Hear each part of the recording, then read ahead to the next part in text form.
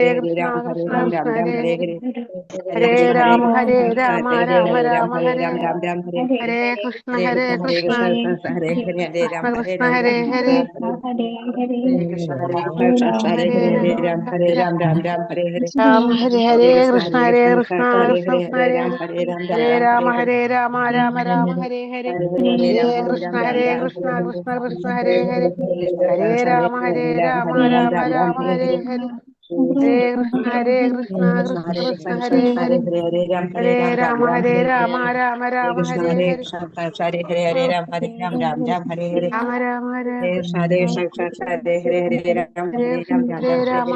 Ram, Hare Hare, Hare Krishna, Hare Hare. Krishna, Krishna Hare Hare, Hare Ram, Hare Ram, Ram Ram, Hare Hare, Rama Rama Hare Hare Krishna, Hare Krishna, Krishna Hare Hare, Hare Ram, Hare Hare Ram, Ram Ram, Hare Hare Rama Hare, Rama Rama Hare Hare Hare Krishna, Krishna Hare Hare, Hare Hare Ram, Hare Krishna Ram, Ram Krishna Ram, Krishna Hare Hare Hare, Hare Hare Krishna, Hare Hare Krishna, Rama Krishna Hare Hare Ram, Ram Rama Hare Rama Ram, Rama Hare Hare Hare, Hare Hare Krishna, Hare Hare Krishna Krishna, Hare Krishna Krishna Hare Krishna Krishna, Krishna Hare Hare Ram, Ram Hare Ram, Hare Hare, Hare Hare Rama Krishna, Hare Hare Krishna, Rama Krishna Rama Hare Rama Hare, Hare Hare Ram, Hare Hare Ram, Ram Hare Ram, Krishna Hare Hare Hare, Krishna Krishna Krishna Hare Hare Hare Krishna, Hare Rama Hare Rama Rama Rama Hare Hare Hare Krishna Hare Krishna Krishna Krishna Hare Hare Hare Rama Rama Rama Hare Hare Hare Krishna Krishna Krishna Hare Hare Hare Rama Rama Rama Hare Hare Hare Krishna Krishna Krishna Hare Hare Hare Rama Rama Rama Rama Hare Krishna, Hare Krishna. Krishna Krishna Hare Hare Hare Hare, Hare Rama, Hare Rama, Rama Hare Rama, Krishna. പത്തിരണ്ട് കേൾക്കുന്നുണ്ടോ? Hare Rama Hare Rama Gayathri Hare ഹരേ Rama, Krishna Hare Rama Rama Hare ഹരേ ഹരേ കൃഷ്ണ കൃഷ്ണ കൃഷ്ണ ഹരേ ഹരേ Hare Rama, ഹരേ Hare Rama, Rama Hare Rama Rama Rama Hare Krishna, Hare Krishna, Krishna Hare Hare വലുതാ Rama, Hare Rama, Rama Rama, Hare Rama, Hare Rama, അയ്യോ 10 ഉണ്ടായിരുന്നു Hare Krishna, Hare Krishna. Hare Krishna. Om Namo Bhagavate Vasudevaya. Om Namo Bhagavate Vasudevaya. Om Namo Bhagavate Vasudevaya. Om Ajnanatimidandasya Jnananjanashalakaya Chakshurunmilitam Yena Tasmai Shri Gurave Namah. Namo Vishnu Padaya Krishna Preshtaya Bhutale Srimade Bhaktivedanta Swaminiti Namine.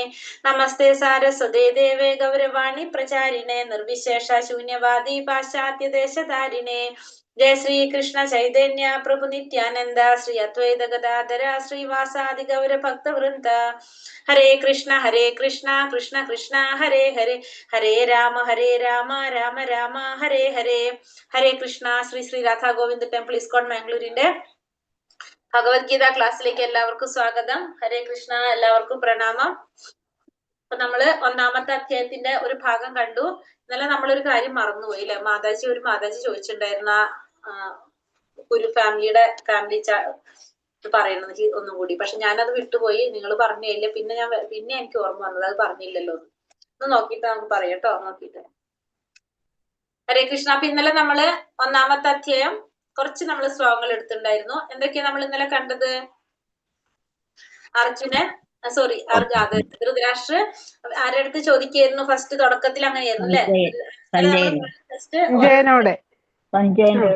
സഞ്ജയന്റെ അടുത്ത് ചോദിക്കുന്നുണ്ടായിരുന്നു അല്ലെ, എന്റെ മക്കളും പാണ്ഡുപുത്രനും എന്ത് ചെയ്തു എന്നുള്ളത് നമ്മൾ കണ്ടു, ചോദിച്ചു. പിന്നെ ശ്ലോകങ്ങൾ 700 ശ്ലോകങ്ങളില് ഭഗവാൻ എത്ര ശ്ലോകങ്ങൾ പറയുന്നു നമുക്ക് മനസ്സിലായി. 574 ശ്ലോകങ്ങൾ.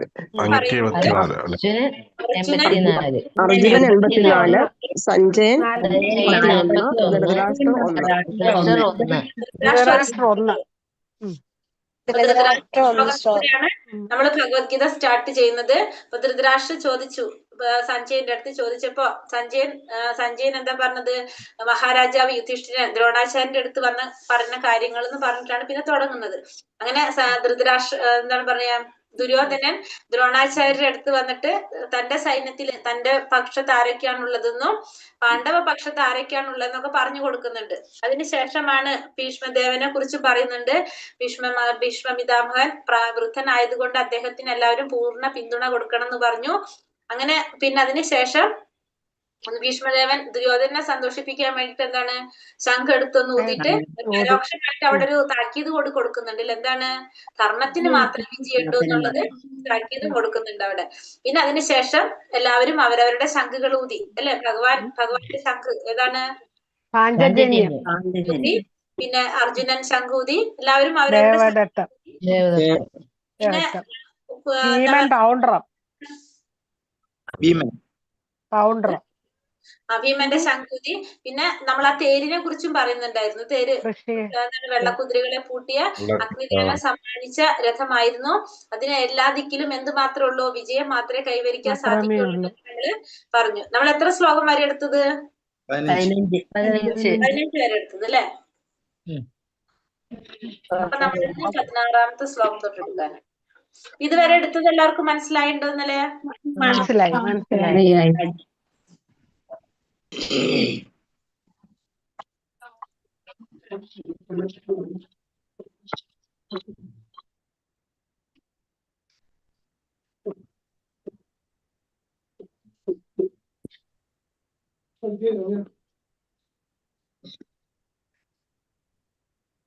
വരെ എടുത്തു അല്ലെ? ക്ലിയർ ആവുന്നില്ല. 16. ഈ 16 തൊട്ട് എടുക്കണം നമുക്ക്. വിജയം രാജാ 16ാമത്തെ ശ്ലോകത്തിലേക്ക് പോകാം നമുക്ക്. ഓം നമോ ഭഗവതേ വാസുദേവായ. അനന്ത വിജയം രാജ കുന്തി പുത്രോ യുധിഷ്ഠിരഃ നകുലാ സഹദേവശ്ച സുഘോഷാമണി പുഷ്പകൗ കാശ്യശ്ച പരമേശ്വാസ ശിഖണ്ഡീ ച മഹാരഥഃ ദൃഷ്ടദുമ്നോ വിരാടശ്ച സാത്വികീശ്ച പരാജിതഃ ദ്രുപദോ ദ്രൗപദേയശ്ച സർവശ്ച പൃഥിവീപതേ സൗഭദ്രശ്ച മഹാബാഹോ ശംഖാന്തത്മോ പൃഥക് പൃഥക്. കുന്തിപുത്രനായ യുധിഷ്ഠിരൻ അനന്ത വിജയം എന്ന ശംഖൂതി, നകുല സഹദേവന്മാർ സുഘോഷ മണിപുഷ്പകങ്ങളും, വില്ലാളി വീരനായ കാശിരാജാവ് മഹാരഥനായ ശിഖണ്ഡി, ദൃഷ്ടദുമ്നൻ വിരാടൻ, തോൽവി പിണയാത്ത സാത്വികി, ദ്രുപദൻ, ദ്രൗപദി പുത്രന്മാർ, മഹാബാഹുവായ സുഭദ്രാപുത്രൻ എന്നിവരും ശംഖനാദം മുഴക്കി. ഇനി ഇവിടെ എന്തൊക്കെ പറയണത്? കുന്തിപുത്രനായ യുധിഷ്ഠിരൻ അനന്ത വിജയം എന്ന ശംഖൂതി, പിന്നെ നകുല സഹദേവന്മാര് സുഘോഷ മണിപുഷ്പകങ്ങളും, വില്ലാളി വീരനായ കാശിരാജാവും മഹാരഥനായ ശിഖണ്ഡിയും, ദൃഷ്ടദുമ്നൻ വിരാടൻ, തോൽവി പിണയാത്ത സാത്വികി, ദ്രുപദൻ, ദ്രൗപദി പുത്രന്മാർ, മഹാബാഹുവായ സുഭദ്രാപുത്രൻ എന്നിവരും എന്ത് ചെയ്തു? ശംഖനാദം മുഴക്കി. അപ്പൊ അങ്ങനെ ഓരോരുത്തരും അവരവരുടെ ശംഖുകൾ എടുത്ത് മുഴക്കാനായിട്ട്, നാദം ഉണ്ടാക്കാനായിട്ട് തുടങ്ങി. പാണ്ഡുപുത്രന്മാരെ വഞ്ചിച്ച് തന്റെ മക്കളെ രാജസിംഹാസനത്തിൽ വാഴിക്കാനുള്ള ഈ ദുരുപദിഷ്ടമായ ശ്രമം നല്ലതിനല്ലെന്ന് സഞ്ജയൻ നയപൂർവ്വം ധൃതരാഷ്ട്രർ അറിയിക്കുകയാണ്. ഇവിടെ സഞ്ജയനെ ആരറിയിക്കുന്നുണ്ട്? ധൃതരാഷ്ട്രം അറിയിക്കുന്നുണ്ട്. നയപൂർവ്വത്തില് സഞ്ജയനും ധൃതരാഷ്ട്രോട് പറയുന്നുണ്ട്, ഈ പാണ്ഡുവിന്റെ മക്കളെ വഞ്ചിച്ചുകൊണ്ട് ഈ രാജസിംഹാസനം വാഴിക്കാനുള്ള ദുരുപദിഷ്ടമായ ശ്രമം അത് നല്ലതിനല്ലാന്ന് സഞ്ജയനും ധൃതരാഷ്ട്രോട് പറയുന്നുണ്ട്. സഘോഷാധാർത്തരാഷ്ട്രാണാം ഹൃദയാനി വ്യതാരയത് നഭശ്ച പൃഥിവീം ചൈവ തുമൂലാഭ്യനുനാഥയൻ. വിവിധ ശംഖുകളിൽ നിന്ന് ഉയർന്ന നാദഘോഷം എന്താ സംഭവിച്ചത്? എല്ലാവരും മാറ്റിലിക്കൊണ്ടു.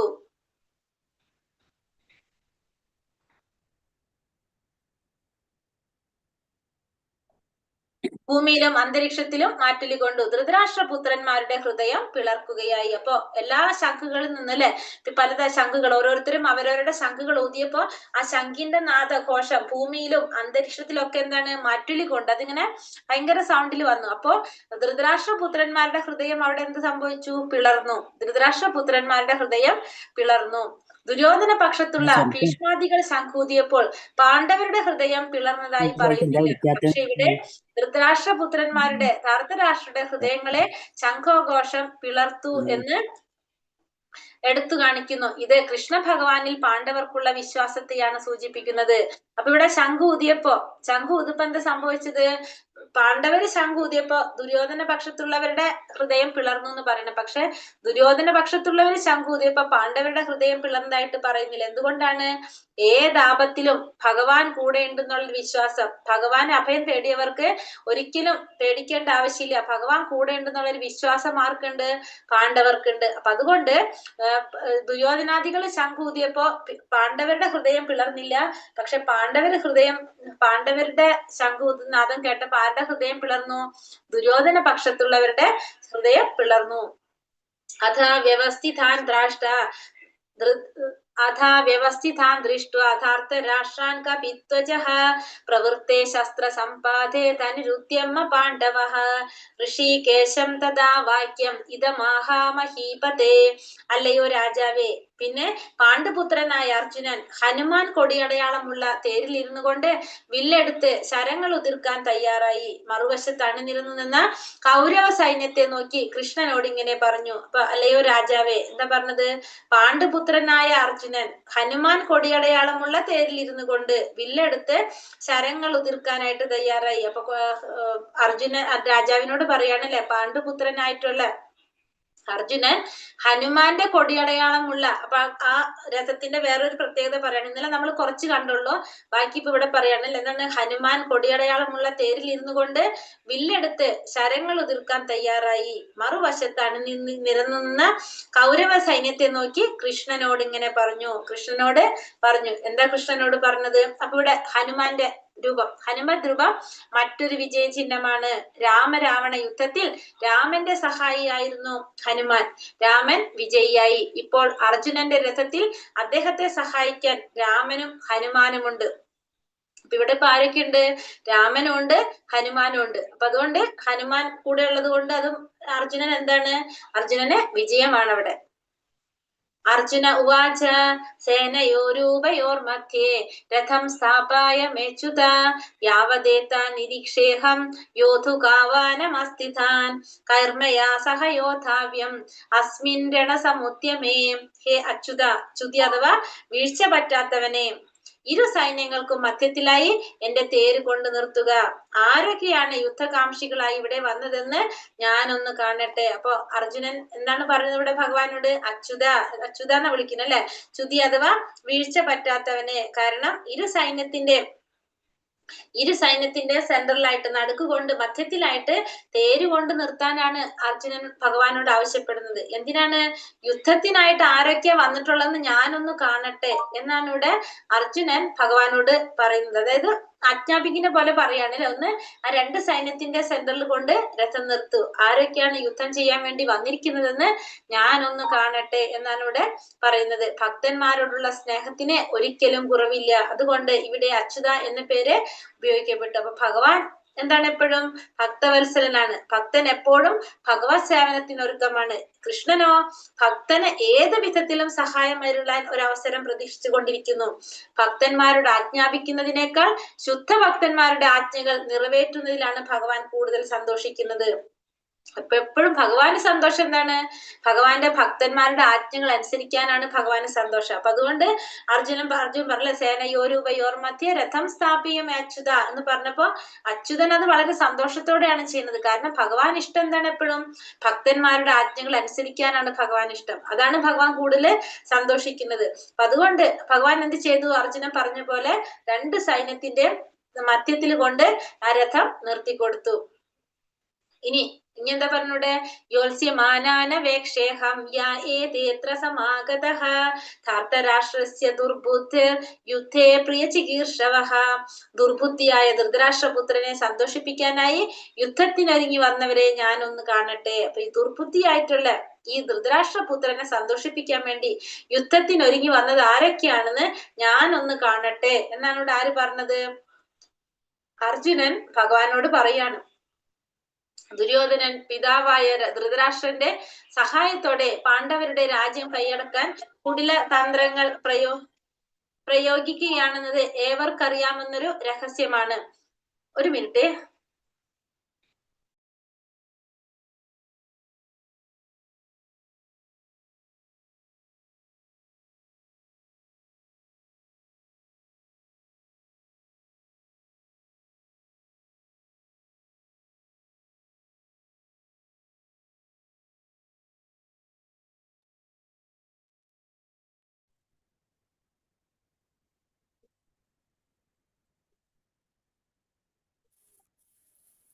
മാതാജി കേൾക്കുന്നില്ലല്ലോ.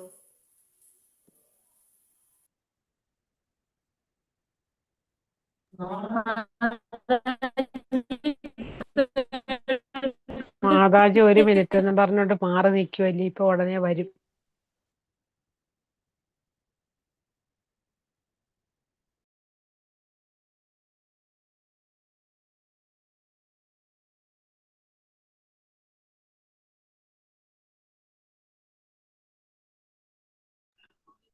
ഹരേ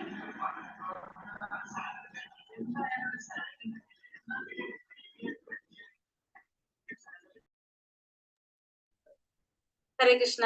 അപ്പൊ എന്താണ് നമ്മളിവിടെ ധൃതരാഷ്ട്രപുത്രന്മാരിൽ, അപ്പൊ ധൃതരാഷ്ട്രന്റെ സഹായത്തോടെ പാണ്ഡവരുടെ രാജ്യം കൈയടക്കാൻ കുടില തന്ത്രങ്ങൾ പ്രയോഗിക്കണം എന്നത് എല്ലാവർക്കും അറിയുന്ന ഒരു രഹസ്യമാണ്. അപ്പൊ ദുര്യോധനൻ ഇവിടെ എന്താ പറഞ്ഞത്? ഇവിടെ അതിന് മുന്നത്തെ ശ്ലോകത്തിൽ എന്താ പറഞ്ഞത്? യോത്സ്യമാനാന വേക്ഷേഹം ഏതേത്ര സമാഗതഃ ധാർത്തരാഷ്ട്രസ്യ ദുർബുദ്ധേർ യുദ്ധേ പ്രിയ ചികീർഷവ. അതായത് ആരൊക്കെയാണോ ധൃതരാഷ്ട്രപുത്രനെ സന്തോഷിക്കാനായിട്ട് യുദ്ധത്തിന് വന്നവരെ ഞാനൊന്ന് കാണട്ടെ. കാരണം എന്തുകൊണ്ടത് പറയുന്നത്? ദുര്യോധനൻ പിതാവായിട്ടുള്ള ധൃതരാഷ്ട്രന്റെ സഹായത്തോടെ പാണ്ഡവരുടെ രാജ്യം കൈയടക്കാനായിട്ട് കുടില തന്ത്രങ്ങൾ പ്രയോഗിച്ചിരിക്കുന്ന കാര്യം എല്ലാവർക്കും അറിയുന്ന ഒരു രഹസ്യമായ പരസ്യം എന്ന് പറയില്ല, പരസ്യമായ രഹസ്യമാണെന്ന് പോലെയാണത്. എല്ലാവർക്കും അറിയാം ധൃതരാഷ്ട്രന്റെ മക്കളും ധൃതരാഷ്ട്രം കൂടിയിട്ട് പാണ്ഡവർക്ക് ഉള്ള എല്ലാ അവകാശങ്ങളും പിടിച്ചു വെക്കുകയാണെന്നുള്ളത് എല്ലാവർക്കും അറിയുന്ന ഒരു കാര്യമാണ്. അപ്പൊ അത് അറിഞ്ഞിട്ടും അവർക്ക് അറിയാവുന്ന കാര്യമാണ് അവിടെ ഉള്ളവർക്കൊക്കെ. അതെല്ലാം അറിഞ്ഞുകൊണ്ടും അവര് വീണ്ടും ദുര്യോധനന് കൂട്ടു നിൽക്കുകയാണെങ്കിൽ അവരെന്താണ്? ഒരേ വിധം തൂവൽ പക്ഷികൾ പോലെയാണ്, ഒരേ അതായത് ഒരേ ചിന്താഗതി ഉള്ളവരാണ് അവര്. അധർമ്മത്തിന് കൂട്ടു നിൽക്കുകയാണല്ലോ. അവർക്ക് അറിയാം, ഇത് അറിഞ്ഞിട്ടും അവരതിന് കൂട്ടു നിൽക്കുകയാണെങ്കിൽ അവർ ഒരേ വിധത്തിലുള്ള തൂവൽ പക്ഷികളാണ്. ആരെല്ലാം എന്നറിയാൻ മാത്രമാണ്, അവരുമായി തീർപ്പുണ്ടാക്കാനല്ല യുദ്ധകളത്തിൽ വെച്ച് അർജുനൻ യോദ്ധാക്കളെ കാണാൻ ആഗ്രഹിച്ചത്. അപ്പൊ ആരെല്ലാണ് യുദ്ധത്തിന് വന്നിരിക്കുന്നതെന്ന്, ആരാണ് വന്നിരിക്കുന്നതെന്ന് യുദ്ധത്തിന് വന്നിരിക്കുന്നതെന്ന് അറിയാൻ വേണ്ടിയിട്ട് മാത്രമാണ് അർജുനൻ ഇപ്പൊ ആ യുദ്ധകളത്തില് രണ്ട് സൈന്യത്തിന്റെ മധ്യത്തിൽ കൊണ്ട് നിർത്താൻ പറഞ്ഞത്, അല്ലാണ്ട് അവരായിട്ട് ഒത്തുതീർപ്പ് ഉണ്ടാക്കാനല്ല എന്നാണ് ഇവിടെ പറയുന്നത്. പിന്നെ അടുത്തെന്താ പറയുന്നത്? സഞ്ജയ ഉവാച ഏവ മുക്തോ ഋഷികേശോ ഗുഡാകേശേന ഭാരത സേനയോരൂപയോർ മധ്യേ സ്ഥാപയിത്വാ രഥോത്തമം. സഞ്ജയൻ പറഞ്ഞു, ഹേ ഭാരതപുത്ര, അർജുനന്റെ വാക്കു കേട്ടിട്ട് കൃഷ്ണ ഭഗവാൻ ശ്രേഷ്ഠമായ ആ രഥത്തെ ഇരു സൈന്യങ്ങൾക്കും നടുവിൽ കൊണ്ട് നിർത്തി. അപ്പൊ സഞ്ജയൻ എന്താ പറഞ്ഞത്? അർജുനൻ ഈ പറഞ്ഞത് കേട്ടുകൊണ്ട് ഭഗവാൻ എന്ത് ചെയ്തു? രണ്ട് സൈന്യത്തിന്റെ നടുവിൽ കൊണ്ട് ആ ശ്രേഷ്ഠമായ രഥത്തെ നിർത്തി കൊടുത്തു. ഗുഡാകം, ഇവിടെ എന്താ പറഞ്ഞ? ഗുഡാകേശ എന്ന് വിളിക്കുന്നത് അല്ലെ ഭഗവാൻ അർജുനൻ എന്ന് വിളിക്കുന്നത്. അർജുനൻ എന്താ പറയുന്നത്? ഗുഡാകേശൻ. ഇവിടെ ശ്ലോകത്തിൽ പറഞ്ഞിട്ടല്ലോ, ഏവ മുക്ത ഋഷികേശോ ഗുഡാകേശേന ഭാരത. ഗുഡാകേശൻ ആരെ വിളിക്കുന്നത്? അർജുനനെ വിളിക്കുന്നതാണ്. എന്തുകൊണ്ടാണ് അർജുനന് ഗുഡാകേശൻ എന്ന് വിളിക്കുന്നത്? ഗുഡാകം എന്ന് വെച്ചാല് നിദ്ര. നിദ്ര എന്ന് വെച്ചിട്ടുണ്ടെങ്കിൽ അജ്ഞാനത്തെ സൂചിപ്പിക്കുന്നതാണ്. നിദ്രയെ ജയിക്കുന്നവനാണ് ആര്? ഗുഡാകേശൻ. നിദ്ര അജ്ഞാനത്തെയും സൂചിപ്പിക്കുന്നു. കൃഷ്ണനുമായുള്ള സൗഹൃദം മൂലം അർജുനൻ നിദ്രയെയും അജ്ഞാനത്തെയും കീഴടക്കിയിരിക്കുന്നു. അപ്പൊ ഭക്തൻ എപ്പോഴും എങ്ങനെയാണ്? ഉണർന്നിരിക്കുമ്പോഴും ഉറങ്ങുമ്പോഴും ഒരേപോലെ തന്നെ കൃഷ്ണന്റെ നാമരൂപ ഗുണ ലീലകള് ഇതിനെ കുറിച്ച് ചിന്തിക്കാതിരിക്കാൻ ആർക്ക് സാധിക്കില്ല? ഒരിക്കലും ഭക്തന് കഴിയില്ല. അപ്രകാരം ഒരു ഭക്തൻ കൃഷ്ണനെ പറ്റി ചിന്തിച്ചുകൊണ്ട് തന്നെ നിദ്രയെയും അജ്ഞാനത്തെയും ജയിക്കാം. ഇതിന് കൃഷ്ണാവബോധം അഥവാ സമാധി എന്ന് പറയാം. അപ്പൊ ഒരു ഭക്തനെ സംബന്ധിച്ച് ഉറങ്ങുമ്പോഴും ഉണർന്നിരിക്കുമ്പോഴും അയാൾക്ക് ചിന്ത എന്താണ്? ഭഗവാനെ കുറിച്ച് മാത്രം. ഭഗവാനെ കുറിച്ച് എന്ന് വെച്ചാൽ ഭഗവാന്റെ നാമ രൂപ ഗുണം ലീലകള് ഇതൊക്കെ എപ്പോഴും ചിന്തിച്ചുകൊണ്ടേയിരിക്കും.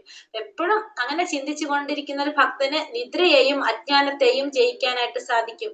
അതിനെയാണ് നമ്മൾ എന്ത് പറയണത്? കൃഷ്ണാവബോധം എന്ന് പറയുന്നത്. ഭീഷ്മ ദ്രോണ സപ്രമുഖത സർവേഷാം ച മഹീക്ഷിതാം ഉവാച പാർത്ഥ പാശ്ചൈത്താൻ സമവേതാൻ കുരൂനിതി. ഭീഷ്മ ദ്രോണാദികളുടെയും മറ്റു രാജാക്കന്മാരുടെയും മുന്നിൽ വെച്ച് ഭഗവാൻ ഇങ്ങനെ പറഞ്ഞു, പാർത്ഥ, ഇവിടെ ഒത്തുകൂടിയ കുരു വംശജരെ നോക്കൂ. അപ്പൊ ഭീഷ്മരുടെയും ദ്രോണന്റെയും മറ്റുള്ള രാജാക്കന്മാരുടെയും മുന്നിലെല്ലാം വെച്ച് ഭഗവാൻ അർജുനനോട് പറയാണല്ലേ. എന്താണ് പറഞ്ഞത്? ഇവിടെ ഒത്തുകൂടിയ കുരുവംശജരെ നോക്കൂ എന്നിവിടെ ഭഗവാൻ അർജുനനോട് പറയാണ്. അർജുനനെ സംബന്ധിച്ചിടത്തോളം പാർത്ഥ അല്ലെങ്കിൽ കുന്തിപുത്ര എന്ന സംബോധന സാരവത്താണ്. എന്തുകൊണ്ടാണ് പാർത്ഥ എന്ന് പറയുന്നത്? പാർത്ഥൻ എന്ന് വെച്ചാല് പൃഥയുടെ മകനായതുകൊണ്ടാണ്. കുന്തി ദേവിയുടെ മറ്റൊരു പേരാണ് പൃഥ. മകനായതുകൊണ്ടാണ് അർജുനനെ പാർത്ഥ എന്ന് വിളിക്കുന്നത്. പിന്നെന്താണ്? തന്റെ പിതാവായിട്ടുള്ള, അതായത് വസുദേവരുടെ സഹോദരിയുടെ മകനായതുകൊണ്ടാണ് താൻ അർജുനന്റെ തേരാളി പദം സ്വീകരിച്ചതെന്ന് ഒരു സുഹൃത്ത് എന്ന നിലയിൽ കൃഷ്ണൻ അർജുനനെ അറിയിക്കുന്നു. അപ്പൊ താൻ എന്തുകൊണ്ടാണ് ഇത് സ്വീകരിച്ചത്? വസുദേവരുടെ സഹോദരിയുടെ മകനായതുകൊണ്ടാണ് താൻ അർജുനന്റെ തേരാളി പദം സ്വീകരിച്ചതെന്നും അർജുനനോട് ഭഗവാനോട് പറയാണ്. കുരുക്കളെ നോക്കൂ എന്ന വാക്ക് തന്റെ പിതൃ സഹോദരി പുത്രനിൽ നിന്ന് ഇത്തരം ഒരു പെരുമാറ്റം കൃഷ്ണൻ പ്രതീക്ഷിച്ചിരുന്നില്ല. അർജുനന്റെ മനോഭാവത്തെ പറ്റി സൗഹൃദപൂർവമായ ഒരു പ്രവചനം. അപ്പൊ അർജുനൻ എന്താ പറഞ്ഞത്? ഞാൻ വന്നിരിക്കുന്നവരെ നോക്കട്ടെ എന്നല്ലേ. ഇവിടെ ഭഗവാൻ അർജുനനെ ശരിക്കും കളിയാക്കി പറയുന്ന പോലെയാണ് പറയുന്നത്. ഇവിടെ ഒത്തുകൂടിയ കുരുവംശജരെ നോക്കൂ എന്ന് പറയുന്നത്. അപ്പൊ അർജുനൻ നിന്ന് ഇങ്ങനെ ഒരു മനോഭാവം ആര് പ്രതീക്ഷിച്ചില്ല? ഒരു പെരുമാറ്റം ഭഗവാൻ പ്രതീക്ഷിച്ചില്ല. അതുകൊണ്ടാണ് എന്ത് പറയുന്നത്? അർജുനനെ ജസ്റ്റ് ഒന്ന് കളിയാക്കിയിട്ട് പരിഹസിച്ച് പറയാന്ന് പറഞ്ഞില്ല. അങ്ങനെയാണ് ഇവിടെ ഈ ഒരു ശ്ലോകത്തില് ഭഗവാൻ പറയുന്നത്. തത്ര പശ്യത്സിതാൻ പാർത്ഥ പിതൃനഥാ പിതാമഹാൻ ആചാര്യൻ മാതുലാൻ ഭാതൃപുത്രാൻ പൗത്രാൻ സഖീംസ്തഥാ ശ്വശുരാൻ സുഹൃദശ്ചൈവ സേനയോരുപയോരഭി.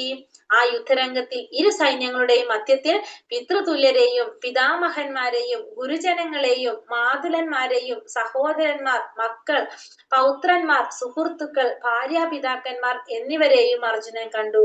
അപ്പൊ ആ യുദ്ധത്തില് ആരൊക്കെയാ കണ്ടത്? ഇരു സൈന്യങ്ങളുടെയും മധ്യത്തിലെ പിതൃതുല്യരെ കണ്ടു. പിതാവിന് തുല്യരായിട്ടുള്ളവരുണ്ടായിരുന്നു, പിതാമഹന്മാരുണ്ടായിരുന്നു, ഗുരുജനങ്ങൾ ഉണ്ടായിരുന്നു, മാതുലന്മാരുണ്ടായിരുന്നു, സഹോദരന്മാരുണ്ടായിരുന്നു, പൗത്രന്മാര്, സുഹൃത്തുക്കള്, ഭാര്യാപിതാക്കന്മാർ. ഇവരൊക്കെ ആര് കണ്ടു അവിടെ യുദ്ധത്തില്? അർജുനൻ കണ്ടു. അപ്പൊ ഇവരൊക്കെ ആ യുദ്ധം ചെയ്യാനായിട്ട് എവിടെ ഉണ്ടായിരുന്നു? യുദ്ധകളത്തില് ഉണ്ടായിരുന്നു. താൻ സമീക്ഷ്യ കൗന്ദേയ സർവാൻ ബന്ധൂനവസ്ഥിതാൻ കൃപയാ പരയാവിഷ്ടോ വിഷീദന്നിതമബ്രവീത്. ഇങ്ങനെ പല വിധത്തിലും തനിക്ക് ബന്ധുക്കളായവരെ അവിടെ കണ്ടപ്പോൾ കരുണാഭരിതനായി തീർന്ന കുന്തിപുത്രൻ പറഞ്ഞു. അപ്പൊ അവിടെ തന്റെ ബന്ധുക്കളെയാണ് അവിടെ എല്ലാവരെയും കാണുന്നത്. അപ്പൊ അത് കണ്ടപ്പോ അർജുനൻ എന്തായി? കരുണാഭരിതനായി തീർന്നു. അങ്ങനെ കുന്തിപുത്രൻ അർജുനൻ പറയാണ് ഇവിടെ. അർജുനൻ ആദ്യം പറഞ്ഞ ഉഷാറൊന്നും ഇപ്പോൾ ഇല്ല. അർജുനൻ ആദ്യം എന്താ പറഞ്ഞ? സേനയോരുപയോർ മധ്യ രഥം സ്ഥാപയ മാച്ചുത എന്നാ പറഞ്ഞത് അല്ലെ. രണ്ട് സൈന്യത്തിന്റെ മധ്യത്തിൽ കൊണ്ട് രഥം കൊണ്ട് നിർത്താനാണ് പറഞ്ഞത്. ഇപ്പൊ എന്താ പറയണത്? അർജുന ഉവാച ദൃഷ്ടേ മം സ്വജനം കൃഷ്ണ യുയുൽസും സമുപസ്ഥിതം സീദന്തി മമ ഗാത്രാണി മുഖം ച പരിശുഷ്യതി. അർജുനൻ പറഞ്ഞു, യുദ്ധത്തിനൊരുങ്ങി വന്നിട്ടുള്ള ഈ ബന്ധുമിത്രാദികളെ കണ്ടിട്ട് എന്റെ അവയവങ്ങൾ തളരുന്നു, മുഖം വരളുന്നു. അപ്പൊ എന്താ പറഞ്ഞത്? യുദ്ധത്തിനൊരുങ്ങി വന്നിട്ടുള്ള ഈ ബന്ധുമിത്രാദികളെ കണ്ടിട്ട് എന്റെ അവയവങ്ങൾ തളരുന്നു, മുഖം വരളുന്നു. അപ്പൊ യുദ്ധത്തിൽ വന്നവരെ കണ്ടപ്പോ എന്റെ അവയവങ്ങൾ തളരാനും മുഖം വരളാനും തുടങ്ങി. പരമദിവ്യോത്തമ പുരുഷനിൽ അചഞ്ചലമായ വിശ്വാസമുള്ളവന് ദേവന്മാരുടെ ഗുണങ്ങളെല്ലാം ഉണ്ട്. എന്നാൽ ഭഗവത് ഭക്തനല്ലാത്ത ഒരാൾക്ക് വില കുറഞ്ഞ ഭൗതിക ഗുണങ്ങൾ മാത്രമേ ഉള്ളൂ. അയാൾ മാനസിക മേഖലകളിലൂടെ അലഞ്ഞു തിരിയുന്നത് കൊണ്ട് എങ്ങും എത്താതെ വെട്ടിത്തിളങ്ങുന്ന ഭൗതിക ശക്തിയാൽ ആകൃഷ്ടനായി പോകുമെന്നതിൽ സംശയമില്ല. കൂടെ ഭഗവാനില് അചഞ്ചലമായ വിശ്വാസമുള്ളവൻ എന്തുണ്ടാവും? ദേവന്മാരുടെ ഗുണങ്ങളെല്ലാം ഉണ്ടാവും. പക്ഷെ ഭഗവാന്റെ ഭക്തനല്ലാത്ത ഒരാൾക്കാണെങ്കിലോ ഭൗതിക ഗുണങ്ങൾ മാത്രമേ ഉണ്ടാകുന്നുള്ളൂ. അപ്പൊ അങ്ങനെയാണെങ്കിൽ അയാളുടെ മാനസിക മേഖലകളിലൂടെ അലഞ്ഞു തിരിയുന്നത് കൊണ്ട് എങ്ങും എത്താതെ വെട്ടിത്തിളങ്ങുന്ന ഭൗതിക പ്രകൃതിയിൽ ആകൃഷ്ടനായി പോകുമെന്നതിൽ സംശയമില്ല. അപ്പൊ എന്താ സംഭവിക്കുന്നത് അവിടെ? അങ്ങനെയുള്ള ഒരു വ്യക്തി, ഭൗതികമായിട്ടുള്ള ഗുണങ്ങൾ മാത്രമുള്ള വ്യക്തി എവിടെ തന്നെ അലഞ്ഞു തിരിഞ്ഞുകൊണ്ടിരിക്കും? ഈ ഭൗതിക പ്രപഞ്ചത്തിൽ അലഞ്ഞു തിരിഞ്ഞുകൊണ്ടിരിക്കും. ഭൗതിക ശക്തിയിൽ ആകൃഷ്ടനായി പോകുമെന്നതിന് യാതൊരു സംശയമില്ലെന്ന് ശ്രീമദ് ഭാഗവതം 5-ാം സ്കന്ധം 18-ാം അധ്യായം 12-ാം ശ്ലോകത്തില് പറയുന്നു. അനുകമ്പയും സഹതാപവും അവർക്കെല്ലാം മരണം അടുത്തതോർത്ത് ഈ പ്രതികരണം ഉണ്ടായത് ദൗർബല്യം കൊണ്ടല്ല, മൃദുല ഹൃദയത്വം കൊണ്ടാണ്. അത് ശുദ്ധനായ ഭഗവത് ഭക്തനിൽ സ്വാഭാവികമാണ്. അപ്പൊ അനുകമ്പയും സഹതാപവും ഇവർക്കെല്ലാം മരണം അടുത്തല്ലോ എന്ന് ഓർത്തിട്ട് അർജുനൻ എന്താ ഉണ്ടാവുന്ന? അവരോടൊക്കെ അനുകമ്പവും സഹതാപവും. അതുകൊണ്ട് അത് അർജുനന് ദൗർബല്യമായിട്ടല്ല പറയുന്നത്. അർജുനന്റെ എന്താണ്? മൃദുല ഹൃദയത്വം. ഒരു ഭക്തൻ ഉണ്ടായിരിക്കേണ്ട ഒരു സ്വാഭാവികമായിട്ട് ഒരു ഭക്തൻ ഉണ്ടായിരിക്കേണ്ട ഏറ്റവും വലിയൊരു ഗുണമാണ് എന്ത്? മൃദുല ഹൃദയത്വം. എല്ലാവരെയും ആ ഒരു കാരുണ്യഭാവം, കരുണാഭാവമാണ് ആരിൽ കാണുന്നത്? അവിടെ അർജുനനിൽ കാണുന്നത്. അതൊരു ഭക്തന്റെ ഒരു ക്വാളിറ്റിയാണ് നമ്മളവിടെ മനസ്സിലാക്കുന്നത്. ഇനി അർജുനൻ എന്താ സംഭവിച്ചത് ഇതൊക്കെ കണ്ടപ്പോ? വേപതുശ്ച ശരീരേ മേ രോമഹർഷശ്ച ജായതേ ഗാണ്ഡീവം സംസദാ സ്വസ്താത് ത്വക്ചൈവ പരിദഹ്യതേ. എന്റെ ശരീരം വിറയ്ക്കുകയും രോമാഞ്ചമുണ്ടാവുകയും ചെയ്യുന്നു. എന്റെ വില്ല് ഗാണ്ഡീവം കയ്യിൽ നിന്ന് വഴുതുന്നു, തൊലി ചുട്ടു നീറുന്നു. അപ്പൊ അർജുനന്റെ ശരീരം വിറയ്ക്കാൻ തുടങ്ങി, രോമാഞ്ചം ഉണ്ടാവാൻ തുടങ്ങി. കയ്യിലിരിക്കുന്ന വില്ല് അതേതാണ്? ഗാണ്ഡീവം. അത് വഴുതി താഴെ വീഴാനായിട്ടും തൊലി ചുട്ടു തീറാനായിട്ട് തുടങ്ങി. അപ്പൊ ഇതൊക്കെ അർജുനന് കണ്ടപ്പിണ്ടായ പ്രശ്നങ്ങളാണ്. ഈ ശരീരം വിറയും രോമാഞ്ചവും 2 കാരണങ്ങൾ കൊണ്ടുണ്ടാകാം. ശരീരം വിറയും രോമാഞ്ചം നമുക്ക് 2 തരത്തിൽ പറയാം. ഒന്നെങ്ങനെയാണ്? ആധ്യാത്മികമായ ആനന്ദാനുഭൂതി ഉണ്ടാകുമ്പോ. ഒന്നാമത്തത് ആധ്യാത്മികമായിട്ടുള്ള ആനന്ദ അനുഭൂതി. നമുക്ക് ആധ്യാത്മികമായിട്ടുള്ളത് അല്ലെങ്കിൽ ഭഗവാനുമായിട്ടുള്ള ബന്ധപ്പെട്ട എന്തെങ്കിലും കാര്യങ്ങൾ നമ്മൾ പ്രതീക്ഷിക്കാത്ത, നമ്മൾ ചിന്തിക്കാത്ത എന്തെങ്കിലും ഒരു സംഭവത്തെ കുറിച്ച് പറയുമ്പോഴോ കേൾക്കുമ്പോഴോ ഒക്കെ ഉണ്ടാകുന്നത് അല്ലെ, ആധ്യാത്മികമായ അനുഭൂതി കൊണ്ടുണ്ടാകും. പിന്നെ വേറെ രോമാഞ്ചം ഉണ്ടാവുന്ന എപ്പോഴാണ്? ഭയം കൊണ്ട്, ഭൗതിക സാഹചര്യങ്ങളിൽ നിന്നുണ്ടാകുന്ന ഭയം കൊണ്ട് നമുക്കിത് സംഭവിക്കാം. ഗാണ്ഡീവം എന്ന തന്റെ പ്രശസ്തമായ ധനുസ് കയ്യിൽ നിന്നും ഊർന്നു വീഴുന്നതും ഹൃദയത്തിലെ നീറ്റൽ തൊലിപ്പുറത്ത് അനുഭവപ്പെട്ടതും അദ്ദേഹത്തിനുണ്ടായ അസ്വസ്ഥതയുടെ മറ്റു ലക്ഷണങ്ങളാണ്. അപ്പൊ ഗാണ്ഡീവം അത് കയ്യിൽ നിന്ന് വീണതും തൊലിപ്പുറത്ത് അനുഭവപ്പെട്ടത് എന്താണ്? അദ്ദേഹത്തിന് അസ്വസ്ഥത ഉണ്ടായി എന്ന് പറയുന്നതിന്റെ ലക്ഷണമാണ്. ഇവയെല്ലാം ജീവിതത്തെ കുറിച്ചുള്ള ഭൗതിക ചിന്താഗതികൾ മൂലമാണ് ഉണ്ടായത്. അപ്പൊ ഇത് അർജുനൻ എന്തുകൊണ്ടുണ്ടായത്? ഭൗതികമായ ചിന്താഗതി കൊണ്ടാണ് ഇതെല്ലാം അർജുനന് ഉണ്ടായതെന്ന് കൂടി ഇവിടെ പറയണം. കാരണം അർജുനൻ ഇപ്പൊ ഏത് ബോധത്തിലായിരിക്കുന്ന? ശാരീരിക ബോധത്തിലായിരിക്കുന്നത്. അതുകൊണ്ടാണ് അർജുനൻ ഇത്രയും പ്രയാസങ്ങളൊക്കെ പറയുന്നത്. നചാ ശക്നോമ്യവസ്ഥാതും പ്രമദീവച മേ മനഃ നിമിത്താനി ച പശ്യാമി വിപരീതാനി കേശവ. എനിക്കിപ്പോൾ ഉറച്ചു നിൽക്കാൻ കൂടി സാധിക്കുന്നില്ല. ഞാൻ എന്നെ തന്നെ മറന്നു പോകുന്നു, മനസ്സ് ചുറ്റിക്കറങ്ങുന്നു. അല്ലയോ കൃഷ്ണ, കേശവ, കേശി എന്ന അസുരനെ വധിച്ചവൻ, ദൗർഭാഗ്യ ലക്ഷണങ്ങളാണ് ഞാൻ എമ്പാടും കാണുന്നത്. അപ്പോ അർജുനൻ പറയാണ്, എനിക്കിവിടെ ഉറച്ചു നിൽക്കാൻ കൂടി സാധിക്കുന്നില്ല, ഞാൻ എന്നെ തന്നെ മറന്നു പോകുന്നു. എന്റെ മനസ്സാണെങ്കിലോ ചുറ്റിക്കറങ്ങിക്കൊണ്ടിരിക്കുകയാണ്. കൃഷ്ണ, കേശവ, ഞാൻ ചുറ്റും കാണുന്നത് എന്താണ്? ദൗർഭാഗ്യ ലക്ഷണങ്ങളാണ് ഞാൻ ഇവിടെ ചുറ്റും കണ്ടുകൊണ്ടിരിക്കുന്നത്. എനിക്കിവിടെ ഉറച്ചു നിൽക്കാൻ കൂടി സാധിക്കുന്നില്ല. എന്തുകൊണ്ടാണ് ഉറച്ചു നിൽക്കാൻ സാധിക്കാത്തത്? വികാര വിക്ഷോഭം കൊണ്ട്, നമ്മളെ അവികാരം കൊണ്ട്. പിന്നെ മനോദൗർബല്യം നഷ്ടപ്പെട്ട് ഏതവസ്ഥയിലായി? ആത്മവിസ്മൃതി, നമ്മള് ആത്മാവിനെ കുറിച്ച് മറന്നുപോയി മനോദൗർബല്യം കൊണ്ട്. പിന്നെ കൃഷ്ണന്റെ ഇച്ഛാനുസാരം അർജുനൻ തന്റെ യഥാർത്ഥത്തിൽ ഉണ്ടാകേണ്ടതായ സ്വാർത്ഥ താല്പര്യങ്ങളിലുള്ള അജ്ഞത പ്രകടിപ്പിക്കുന്നു. അപ്പൊ ശരിക്കും യഥാർത്ഥത്തിൽ നമുക്ക് സ്വാർത്ഥ താല്പര്യം ആരോടാ വേണ്ടത്? ഭഗവാനോടാണ് വേണ്ടത്. പക്ഷെ ഇവിടെ ഭഗവാന്റെ ഇച്ഛയ്ക്ക് അനുസരിച്ച് അർജുനൻ എന്താണ്? യഥാർത്ഥത്തിൽ ഉണ്ടാകേണ്ടതായ സ്വാർത്ഥ താല്പര്യത്തിലുള്ള അജ്ഞത പ്രകടിപ്പിക്കുന്നു. അപ്പൊ യഥാർത്ഥത്തില് നമുക്ക് ആ സ്വാർത്ഥ താല്പര്യം ആരോടാ വേണ്ടത്? നമ്മളെ സ്വാർത്ഥത ആരോടാ കാണിക്കേണ്ടത്? ഭഗവാനോട്.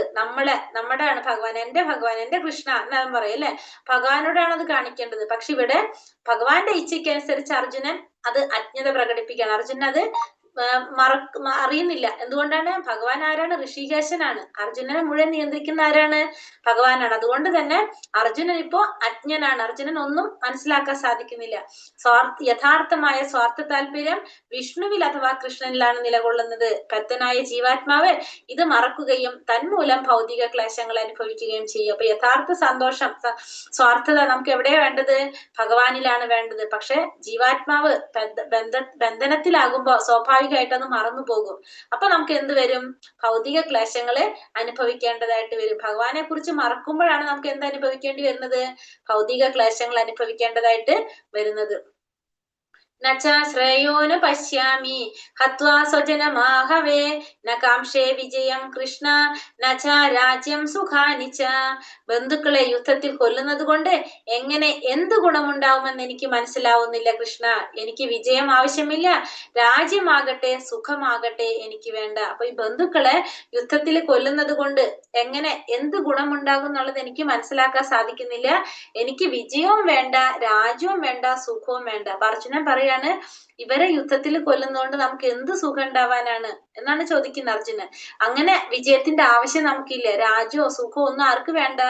അർജുനന് വേണ്ട. കാരണം നമ്മുടെ സ്വന്തം ബന്ധുക്കളാണ്. അപ്പൊ ഇവരെ വധിക്കുന്നത് കൊണ്ട് നമുക്ക് ഒരു ഗുണം ഉണ്ടാവാൻ പോകുന്നില്ല എന്നാണ് ഇവിടെ അർജുനൻ പറയുന്നത് ഭഗവാന്റെ അടുത്ത്.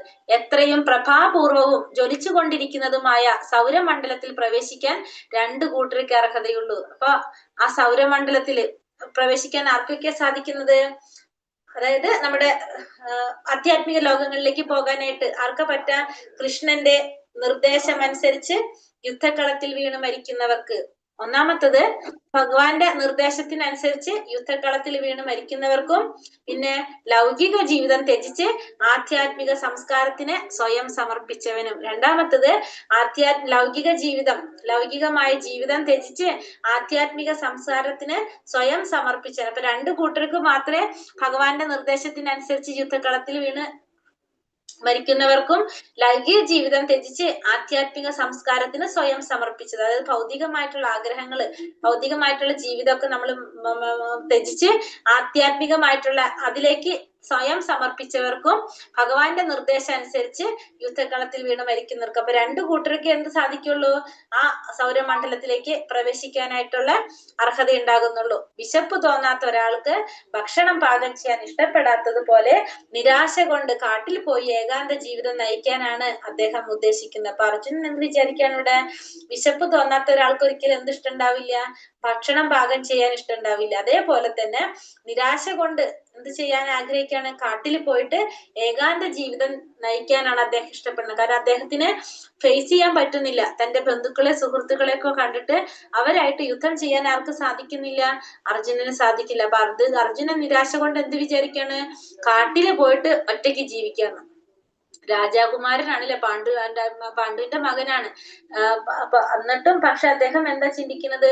കാട്ടില് പോയാലും മതി, പക്ഷെ എന്ത് വേണ്ട? യുദ്ധം ചെയ്യണ്ട എന്നാണ് അർജുനൻ വിചാരിക്കുന്നത്. കിംനോ രാജേന ഗോവിന്ദ കിം ഭോഗീർജീവിതേന വാ യേഷാമർത്ഥേ കാംക്ഷിതം നോ രാജ്യം ഭോഗാ സുഖാനി ച താഹിമേവ സ്ഥിതാ യുദ്ധേ പ്രാണാസ്ത്യക്ത ധനാനി ച ആചാര്യ പിതര പുത്രസ്തഥൈവ ച പിതാമഹഃ മാതുലാ ശശുരാ പൗത്ര ശ്യാലാ സംബന്ധിനസ്തഥാ ഏതാന്നാഹന്തുമിച്ഛാമി ജ്ഞതോപി മധുസൂദന അഭി ത്രൈലോക്യ രാജ്യസ്യ ഹേതോ കിം നോ മഹീകൃതേ നിഹത്യാഥാർത്ഥരാഷ്ട്രാന്ന കാ പ്രീതി സ ജനാർദ്ദന. ഹേ ഗോവിന്ദ, രാജ്യം കൊണ്ടും ഭോഗങ്ങൾ കൊണ്ടും ജീവിതം കൊണ്ട് തന്നെയും ഞങ്ങൾക്ക് എന്ത് പ്രയോജനം? അപ്പൊ ഇവിടെ ചോദിക്കാണ്, ഗോവിന്ദ ഭഗവാനെ വിളിക്കാണ്, ഈ രാജ്യം കൊണ്ടും ഭോഗങ്ങൾ കൊണ്ടും രാജ്യത്ത് സുഖ സൗകര്യങ്ങളൊക്കെ കൊണ്ടും ജീവിതം കൊണ്ടും ഞങ്ങൾക്ക് എന്ത് പ്രയോജനാണുള്ളത്? കാരണം ആർക്ക് വേണ്ടിയാണ് നമ്മൾ ഇതൊക്കെ ചെയ്യുന്നത്? അവരെല്ലാം എന്താണ്?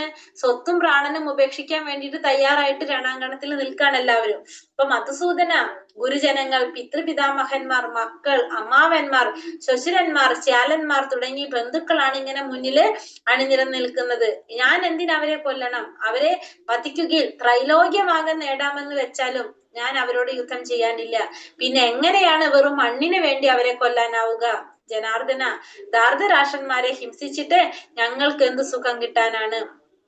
ഇവിടെ എന്താ പറഞ്ഞത്? ഗോവിന്ദ, രാജ്യം കൊണ്ടും ഭോഗങ്ങൾ കൊണ്ടും എന്ത് പ്രയോജനാണുള്ളത്? കാരണം ഈ രാജ്യം കിട്ടിയിട്ടും അതിലെ സുഖ സൗകര്യങ്ങളൊക്കെ കിട്ടിയിട്ടും ഭൗതികമായ സുഖങ്ങൾ കിട്ടിയിട്ടും ഞങ്ങൾക്ക് എന്ത് പ്രയോജനാണുള്ളത്? കാരണം ആർക്ക് വേണ്ടിയിട്ടാണ് നമ്മൾ ഇതൊക്കെ നേടുന്നത്? അവരൊക്കെ എന്താണ്? സ്വന്തം പ്രാണം പോലും കളയാൻ വേണ്ടിയിട്ട് വന്ന് നിൽക്കാണ് രണാങ്കണത്തില്. അപ്പൊ ഈ പറഞ്ഞതിൽ ആരൊക്കെയുണ്ട്? ഗുരുജനങ്ങളുണ്ട്, പിതാമഹന്മാരുണ്ട്, മക്കളുണ്ട്, അമ്മാവന്മാരുണ്ട്, ഇവരൊക്കെ ഉണ്ട്. അവരൊക്കെ ഇങ്ങനെ അണിനിരന്ന് നിൽക്കാണ്. അപ്പൊ ഞാൻ എന്തിനാണ് ഇവരൊക്കെ കൊല്ലുന്നത്? ഇനി അവരെ വധിക്കുകയാണെങ്കിൽ ഈ ത്രൈലോക്യം മുഴുവനും തരാന്ന് പറഞ്ഞാലും ഞാൻ എന്തിനില്ല? അവരായിട്ട് യുദ്ധം ചെയ്യാനില്ല. കാരണം നമ്മളൊരു വെറും മണ്ണിന് വേണ്ടിയിട്ടാണ് എന്ത് ചെയ്യുന്നത്? യുദ്ധം ചെയ്യുന്നത്. അപ്പൊ അങ്ങനെ ധൃതരാഷ്ട്രപുത്രന്മാരെ ഹിംസിച്ചിട്ട് നമുക്ക് കിട്ടാനുള്ളത്? എന്താണ് നമുക്ക് പ്രയോജനം എന്നിവിടെ ആര് ചോദിക്കാണ്? അർജുനൻ ഭഗവാനോട് ചോദിക്കാണ്. ഇവിടെ ഭഗവാൻ എന്ന് വിളിക്കുന്നത് ഗോവിന്ദ. ഗോക്കൾക്കും ഇന്ദ്രിയങ്ങൾക്കും ആനന്ദം പ്രദാനം ചെയ്യുന്നത് കൊണ്ട് ഭഗവാൻ എന്ത് വിളിക്കും? ഗോവിന്ദൻ എന്ന് വിളിക്കും. നമ്മുടെ ഇന്ദ്രിയ സംതൃപ്തിയല്ല അവിടെ, ഗോവിന്ദന്റെ ഇന്ദ്രിയ സന്തർപ്പണത്തിന് ശ്രമിക്കുന്നതാകയാൽ നമ്മുടെ ഇന്ദ്രിയങ്ങൾ സ്വാഭാവികമായിട്ട് തൃപ്തി അടഞ്ഞുകൊള്ളും. അപ്പൊ നമ്മുടെ ഇന്ദ്രിയ സംതൃപ്തി അല്ല അവിടെ എന്താണ് നോക്കുന്നത്? ഭഗവാന്റെ ഇന്ദ്രിയങ്ങളെ സന്തോഷിപ്പിക്കാനായിട്ട് ശ്രമിക്കുക. അപ്പൊ ഭഗവാന്റെ ഇന്ദ്രിയങ്ങളെ സന്തോഷിപ്പിക്കാൻ ശ്രമിച്ചു കഴിഞ്ഞാൽ എന്താണ്? നമ്മുടെ ഇന്ദ്രിയങ്ങള് സ്വാഭാവികമായിട്ട് തൃപ്തി അടയും. അപ്പൊ നമ്മൾ എന്ത് ചെയ്താൽ മതി? ഭഗവാനെ സന്തോഷിപ്പിക്കാൻ ശ്രമിച്ചാൽ മതി. അപ്പൊ ഭഗവാന്റെ ഇന്ദ്രിയങ്ങളെ സന്തോഷിപ്പിക്കാൻ ശ്രമിച്ചാൽ നമ്മുടെ ഇന്ദ്രിയങ്ങൾക്കും സന്തോഷം കിട്ടും. കാരണം ഭഗവാൻ ആരാണ്? ഋഷികേശനാണ്. അപ്പൊ നമ്മുടെ എല്ലാ ഇന്ദ്രിയങ്ങളും ആരാണ് നിയന്ത്രിക്കുന്നത്? ഭഗവാനാണ് നിയന്ത്രിക്കുന്നത്. കാരണം നമ്മള് ഭഗവാന്റെ അംശമാണ്. അപ്പൊ നമ്മുടെ ഇന്ദ്രിയങ്ങളും എന്താണ്? ഭഗവാന്റെ അംശം തന്നെയാണ്. അപ്പൊ ഭഗവാൻ സന്തോഷിച്ച നമ്മുടെ ഇന്ദ്രിയങ്ങളും സന്തോഷിക്കും. പാപമേവാശ്രയേതസ്മാൻ ഹത്വൈതാനാതതായിനഃ തസ്മന്നാർഹാ വയം ഹന്തും ധാർത്തരാഷ്ട്രാൻ സബാന്ധവാൻ. അക്രമികളായി ഇവരെ കൊന്നാൽ ഞങ്ങൾക്ക് പാപമായിരിക്കും നേട്ടം. ധൃതരാഷ്ട്രപുത്രന്മാരെയും സുഹൃത്തുക്കളെയും ഹിംസിക്കുക എന്നത് ഞങ്ങൾക്ക് ഉചിതമല്ല. അല്ലയോ മാധവ, സ്വന്തം മക്കൾ ബന്ധുക്കളെ കൊന്നിട്ട് എന്ത് നേടാനാണ്? ഞങ്ങൾക്ക് എങ്ങനെ സുഖിക്കാൻ കഴിയും? അപ്പൊ അക്രമികളായിട്ടുള്ള ഇവരെ വധിച്ചു കഴിഞ്ഞാൽ നമുക്ക് എന്താണ് കിട്ടുന്നത്? പാപമായിരിക്കും നമുക്ക് കിട്ടുന്നത്. ധൃതരാഷ്ട്രപുത്രന്മാരെയും സുഹൃത്തുക്കളെയും ഹിംസിക്കുക എന്നത് നമുക്ക് ഉചിതമായിട്ടുള്ള കാര്യമല്ല. അപ്പൊ അതുകൊണ്ട് മാധവ, സ്വന്തം മക്കളെ കൊന്നിട്ട് എന്ത് നേടാനാണ്? ഞങ്ങൾക്ക് എങ്ങനെയാണ് സുഖിക്കാൻ കഴിയുന്നത്? അപ്പൊ എല്ലാവരെയും നമ്മള് യുദ്ധത്തില് സ്വന്തം ബന്ധുക്കളെയും സുഹൃത്തുക്കളെയും ഇവരൊക്കെ കൊന്നിട്ട് നമുക്ക് എന്താണ് നേടാൻ സാധിക്കുന്നത്? നമുക്ക് എങ്ങനെയാണ് സുഖിക്കാൻ കഴിയുന്നത് എന്നൊക്കെയാണ് ഇവിടെ ആര് ചോദിച്ചുകൊണ്ടിരിക്കുന്നത്? അർജുനൻ ചോദിച്ചുകൊണ്ടിരിക്കുന്നത്. നമ്മളിപ്പോ ശ്രദ്ധിച്ചാൽ അറിയാം, അർജുനന്റെ ചോദ്യങ്ങളുടെ ബഹളാണ് ഇവിടെ. അർജുനൻ കുറേ ചോദ്യങ്ങളാണ് അർജുനൻ ഓരോന്നോരോന്ന് ഭഗവാനോടുത്ത് ചോദിച്ചുകൊണ്ടിരിക്കുന്നത്. ഇപ്പൊ വൈദിക പ്രമാണങ്ങൾ അനുസരിച്ച് എങ്ങനെയാണ്? അക്രമികള് 6 കൂട്ടരുണ്ട്. നമ്മളിത് പഠിച്ചതാണ്. എന്തൊക്കെയാണ്? വിഷം കൊടുക്കുന്നവൻ, വീടിന് തീ വയ്ക്കുന്നവൻ, മാരകായുധങ്ങൾ കൊണ്ട് ആക്രമിക്കുന്നവൻ, സ്വത്ത് കൊള്ളയടിക്കുന്നവൻ, ഭൂമി കയ്യേറുന്നവൻ, അന്യന്റെ ഭാര്യയെ അപഹരിക്കുന്നവൻ. ഇത്തരം അക്രമികളെ ഉടനെ വധിക്കണം. അതുകൊണ്ട് പാപമില്ല. അപ്പൊ ഇത്തരത്തിൽ അക്രമം ചെയ്യുന്നവരെ നമ്മൾ എന്ത് ചെയ്തിരിക്കണം? ഉടനെ വധിച്ചിരിക്കണം. അതുകൊണ്ട് പാപം ഉണ്ടാവില്ല എന്ന് പറയാനിവിടെ. യദ്യപേതേന പശ്യന്തി ലോപോപഹത ചേതസഃ കുലക്ഷയ ദോഷം മിത്രദ്രോഹേ ച പാതകം കഥം നാജ്ഞേയമസ്മാഭിः പാപാദസ്മാനി വർത്തിതും കുലക്ഷയ കൃതം ദോഷം പ്രപശ്യർഭിർജനാർദ്ദന. ജനാർദ്ദന, ലോഭാവേശം കൊണ്ട് ഇവർ ബന്ധുഹിംസയിലും സുഹൃത്തുക്കളോട് പൊരുന്നതിലും ദോഷം കാണുന്നില്ലെങ്കിലും കുലക്ഷയത്തിൽ നിന്നുണ്ടാകുന്ന ആപത്തുകളെ കുറിച്ച് അറിവുള്ള നമ്മൾ ഈ പാപകർമ്മങ്ങളിൽ എന്തിന് വ്യാപൃതരാകണം? അപ്പൊ അർജുനൻ ചോദിക്കാണ് ഭഗവാന്റെ അടുത്ത്, ജനാർദ്ദന. ജനാർദ്ദന എന്ന് വെച്ചാല് പരിപാലിക്കുന്നവനാണ് ഭഗവാൻ. ആ ഭഗവാനോട് ചോദിക്കാണ്, ലോഭാവേശം കൊണ്ട്, ആ ഭൗതികമായിട്ടുള്ള സ്ഥാനമാനങ്ങളോട് ആഗ്രഹം കൊണ്ട് അവര് ബന്ധുഹിംസയും സുഹൃത്തുക്കളോട് പൊരുത്തുന്നതിലും ദോഷം കാണുന്നില്ലെങ്കിലും നമുക്കറിയാലോ ഈ തരത്തിലുള്ളത് ചെയ്യുന്നതൊക്കെ ആപത്താണെന്ന്. അത് അറിവുള്ള നമ്മൾ എന്തിനാണ് പാപം ചെയ്യുന്നതെന്നാ ചോദിക്കുന്നത്. അപ്പൊ ഇവര് നമ്മുടെ എന്താണ് ആഗ്രഹങ്ങൾ കൊണ്ടാണ് അവർ ചെയ്യുന്നത്. ആരൊക്കെ? ദുര്യോധനാദികള്. പക്ഷെ നമുക്കറിയാലോ അങ്ങനെ ചെയ്യാൻ പാടില്ല എന്ന്. അപ്പൊ നമ്മൾ എന്തിനാണ് അതിന് ചെയ്യുന്നത്? അവര് ചെയ്യുന്നത് ഉണ്ടെങ്കിൽ നമുക്കറിയാലോ എന്നാണ് ഇവിടെ ആര് ചോദിക്കുന്നത്? അർജുനൻ ഭഗവാനോട് ചോദിക്കുകയാണ്. വെല്ലുവിളികളുടെ ദുഷ്ഫലങ്ങളെ പറ്റി മറ്റു കക്ഷികൾ പൂർണ്ണമായി ഗ്രഹിച്ചിരിക്കുകയില്ലെന്ന് അദ്ദേഹം വിചാരിക്കുന്നു. അർജുനൻ ആ ദുഷ്ഫലങ്ങളെ മുഴുവൻ കാണുന്നുണ്ട്. അതുകൊണ്ട് അദ്ദേഹത്തിന് ഈ വെല്ലുവിളി സ്വീകരിക്കാൻ കഴിഞ്ഞില്ല. ഇങ്ങനെ ഇരുവരും ചിന്തിച്ചു നോക്കി, ഇരുവശവും ചിന്തിച്ചു നോക്കി അർജുനൻ യുദ്ധം ചെയ്യേണ്ടെന്ന് തീരുമാനിക്കുകയാണ്. അപ്പൊ അർജുനൻ ഇതൊക്കെ ആലോചിച്ചുകൊണ്ട് അർജുനൻ ലാസ്റ്റ് ഫൈനലായിട്ട് എന്തെടുക്കുന്നത്? യുദ്ധം ചെയ്യണ്ട എന്നൊരു തീരുമാനത്തിൽ ആരെത്താണ് ഇവിടെ? അർജുനൻ എത്താണ്. കുലക്ഷയേ പ്രണശ്യന്തി കുലധർമാ സനാതനഃ ധർമ്മേ നഷ്ടേ കുലം ഗൃത്സ്ന അധർമ്മോഭിഭവത്യുത. വംശം നശിക്കുന്നതോടുകൂടി ഏറെ കാലമായി പുലർത്തിപ്പോന്ന കുലധർമ്മങ്ങൾ നശിക്കുന്നു. അങ്ങനെ ധർമ്മം നശിക്കുമ്പോൾ വംശത്തിൽ ശോഷിച്ചവർ അധാർമിക കൃത്യങ്ങൾ ഏർപ്പെടുന്നു. അപ്പൊ വംശം നശിക്കുമ്പോ എന്താ സംഭവിക്കുന്നത്? ഏറെ കാലമായിട്ട് പുലർത്തി പോന്നിട്ടുള്ള നമ്മുടെ കുലധർമ്മങ്ങളൊക്കെ അവിടെ നശിച്ചു പോകും. അപ്പൊ അങ്ങനെ നശിക്കുമ്പോ, ധർമ്മം നശിക്കുമ്പോ അവിടെ എന്താണ്? മറ്റുള്ളവര് വംശത്തില് ശേഷിക്കുന്നവരും എന്ത് ചെയ്യും? അധാർമികമായിട്ടുള്ള കൃത്യങ്ങളിലെല്ലാം ഏർപ്പെട്ടു പോകും. അപ്പൊ ഇവിടെ നമുക്ക് അത്യാവശ്യമാണ് എന്ത്? കുലധർമ്മങ്ങള് നശിപ്പിക്കാണ്ടിരിക്കുക എന്നുള്ളത് അത്യാവശ്യമായിട്ടുള്ള കാര്യങ്ങളാണ്. കാരണം ഇതൊക്കെ ശുദ്ധീകരണ പ്രക്രിയകൾ ചെയ്യേണ്ടത് അത്യാവശ്യമാണ്. അപ്പൊ അത് ഇവിടെ നശിച്ചു പോകും, ഇല്ലാതാകാണ് ചെയ്യുന്നത്. അല്ലെങ്കിൽ ജനനം മുതൽ മരണം വരെ തുടരുന്ന ശുദ്ധീകരണ പ്രക്രിയകൾ തലമുതിർന്നവരുടെ ചുമതലയിൽ നടത്തപ്പെടുന്നു. അവരെല്ലാം മൃതി അടഞ്ഞാൽ ശുദ്ധീകരണത്തിന് വേണ്ടിയുള്ള കുടുംബാചാരങ്ങൾ നിലച്ചേക്കാം. ശേഷിച്ച ഇളം തലമുറക്കാർ അധാർമിക സ്വഭാവം കൈക്കൊള്ളുകയും അങ്ങനെ ആത്മീയ മുക്തിക്കുള്ള അവസരം നഷ്ടപ്പെടുത്തുകയും ചെയ്യും. അതുകൊണ്ട് വംശപിതാക്കൾ ഒരിക്കലും വധാർഹരല്ല. അപ്പൊ എന്തുകൊണ്ടാണ് വംശപിതാക്കൾ വരാഹരല്ലാത്തത്? കാരണം നമ്മള് ശുദ്ധീകരണ പ്രക്രിയകള് തലമുതിർന്നവരുടെ ചുമതലയിലാണ് നടത്തപ്പെടുന്നത്. അപ്പൊ അവര് മൃതി അടഞ്ഞു കഴിഞ്ഞാൽ, അവർക്ക് മരണം സംഭവിച്ചു കഴിഞ്ഞാലോ ഇത്തരത്തിലുള്ള ശുദ്ധീകരണ പ്രക്രിയകളൊന്നും നടത്താൻ ആളില്ലാതെ വരും കുടുംബത്തില്. അപ്പൊ കുടുംബത്തിന്റെ ആചാരങ്ങൾ നിലച്ചു പോകും. അങ്ങനെ വരുമ്പോ എന്താ സംഭവിക്കുക? ആത്മീയ മുക്തിക്കുള്ള അവസരങ്ങളെല്ലാം നഷ്ടപ്പെട്ടു പോകും. അതുകൊണ്ട് നമുക്ക് ഒരിക്കലും എന്ത് പാടില്ല? വംശപിതാക്കന്മാർ ഒരിക്കലും വധിക്കാനായിട്ട് പാടില്ല. അവരെ നമ്മള് വധിക്കാൻ പാടില്ല എന്ന് അർജുനൻ പറയാണ്. അധർമാഭിഭവാത് കൃഷ്ണ പ്രതിഷന്തി കുലസ്ത്രിയഃ ത്രിഷു ദുഷ്ടാസു വാർഷ്ണേയ ജായതേ വർണ്ണസങ്കരഃ. അല്ലയോ കൃഷ്ണ, പിന്നെ കുലത്തിൽ ധർമ്മം മുന്നിട്ട് നിന്ന് സംഭവിക്കുക. കുലത്തിൽ അധർമ്മം മുന്നിട്ട് നിന്നാൽ സ്ത്രീകൾ ദുഷിച്ചു പോകും. അല്ലയോ വൃഷ്ണികുലത്തിൽ പിറന്നവനെ, സ്ത്രീത്വം ദുഷിച്ചാൽ ആർക്കും വേണ്ടാത്ത കുട്ടികൾ ജനിക്കും. അപ്പൊ അർജുനൻ പിന്നെയും പറയുന്നതാണ് ഭഗവാനോട്, അങ്ങനെ അധർമ്മം മുന്നിട്ട് നിൽക്കേണ്ടതാണെങ്കിൽ പിതാക്കളൊക്കെ അതായത് വീട്ടിലെ മുതിർന്നവരൊക്കെ മരിച്ചുപോയി, ഇപ്പൊ അവിടെ വേറെ ആരും അവരെ സംരക്ഷിക്കാനില്ല, സ്ത്രീകളെയും കുട്ടികളെയും സംരക്ഷിക്കാനില്ലെങ്കിൽ അവിടെ എന്താ സംഭവിക്കുന്നത്? അധർമ്മം സംഭവിക്കും. അധർമ്മം വരുമ്പോ മുന്നിട്ട് നിന്ന് കഴിഞ്ഞാൽ സ്ത്രീകൾ ദുഷിച്ചു പോകും. അങ്ങനെ സ്ത്രീത്വം ദുഷിച്ചു കഴിഞ്ഞാൽ വേണ്ടാത്ത കുട്ടികളൊക്കെ ഉണ്ടാകാനായിട്ട് സാധ്യതയുണ്ട്. വർണ്ണാശ്രമത്തിന്റെ വ്യവസ്ഥകൾ സ്ത്രീകളുടെ ചാരിത്രത്തെയും വിശ്വാസത്തെയും ആശ്രയിച്ച് നിൽക്കുന്നു. അപ്പൊ വർണ്ണാശ്രമ ധർമ്മത്തിന്റെ വ്യവസ്ഥകള് എന്തിനെ ആശ്രയിച്ച് നിൽക്കുകയാണ്? സ്ത്രീകളുടെ ചാരിത്രവും വിശ്വാസതയൊക്കെ അതിനെ ആശ്രയിക്കുന്നുണ്ട്. സ്ത്രീകൾ സ്വതന്ത്രരായി പുരുഷന്മാരുമായി ഇടപെടുകയും പ്രവർത്തിക്കുകയും ചെയ്ത് അനാവശ്യ ജനപ്പെരുപ്പം ഉണ്ടാക്കിയേക്കാം. ഉത്തരവാദിത്തമില്ലാത്ത പുരുഷനും സമൂഹത്തിൽ വ്യഭിചാരാസക്തി വളർത്തി ജനപ്പെരുപ്പത്തിന് വഴിവെക്കും. മനുഷ്യവർഗത്തെ യുദ്ധവും പകർച്ചവ്യാധിയും അടിക്കടി ക്ഷയിപ്പിക്കാൻ തുടങ്ങും. അപ്പൊ ഇത്തരത്തിലുള്ള പ്രവർത്തികൾ കൊണ്ട് എന്ത് സംഭവിക്കും? മനുഷ്യവർഗത്തെ ക്ഷയിപ്പിക്കാനായിട്ട് ഇതൊക്കെ കാരണമായിട്ട് മാറുകയും ചെയ്യും. ഇത് ലാസ്റ്റ് പറയാം നമുക്ക്. സങ്കരോ നരകായൈവ കുലഘ്നാനാം കുലസ്യ ച പതന്തി പിതരോ ഹേഷ്യാം ലുപ്തപിണ്ഡോദകക്രിയഃ. ആവശ്യമില്ലാത്ത ജനവർദ്ധന ഉണ്ടായാൽ കുടുംബങ്ങൾക്കും കുലപാരമ്പര്യങ്ങൾ കളഞ്ഞു കുളിച്ചവർക്കും ജീവിതം നരകൽ തുല്യമാകുന്നു. അധപതിച്ച കുടുംബങ്ങളിലെ പിതൃക്കൾ കാലം തോറും പിണ്ഡമോ ഉദകക്രിയ കിട്ടായികയാൽ അധപതിക്കും. അപ്പൊ ആവശ്യമില്ലാത്ത ജനവർദ്ധന ഉണ്ടായിക്കഴിഞ്ഞാൽ എന്താ സംഭവിക്കുന്നത്?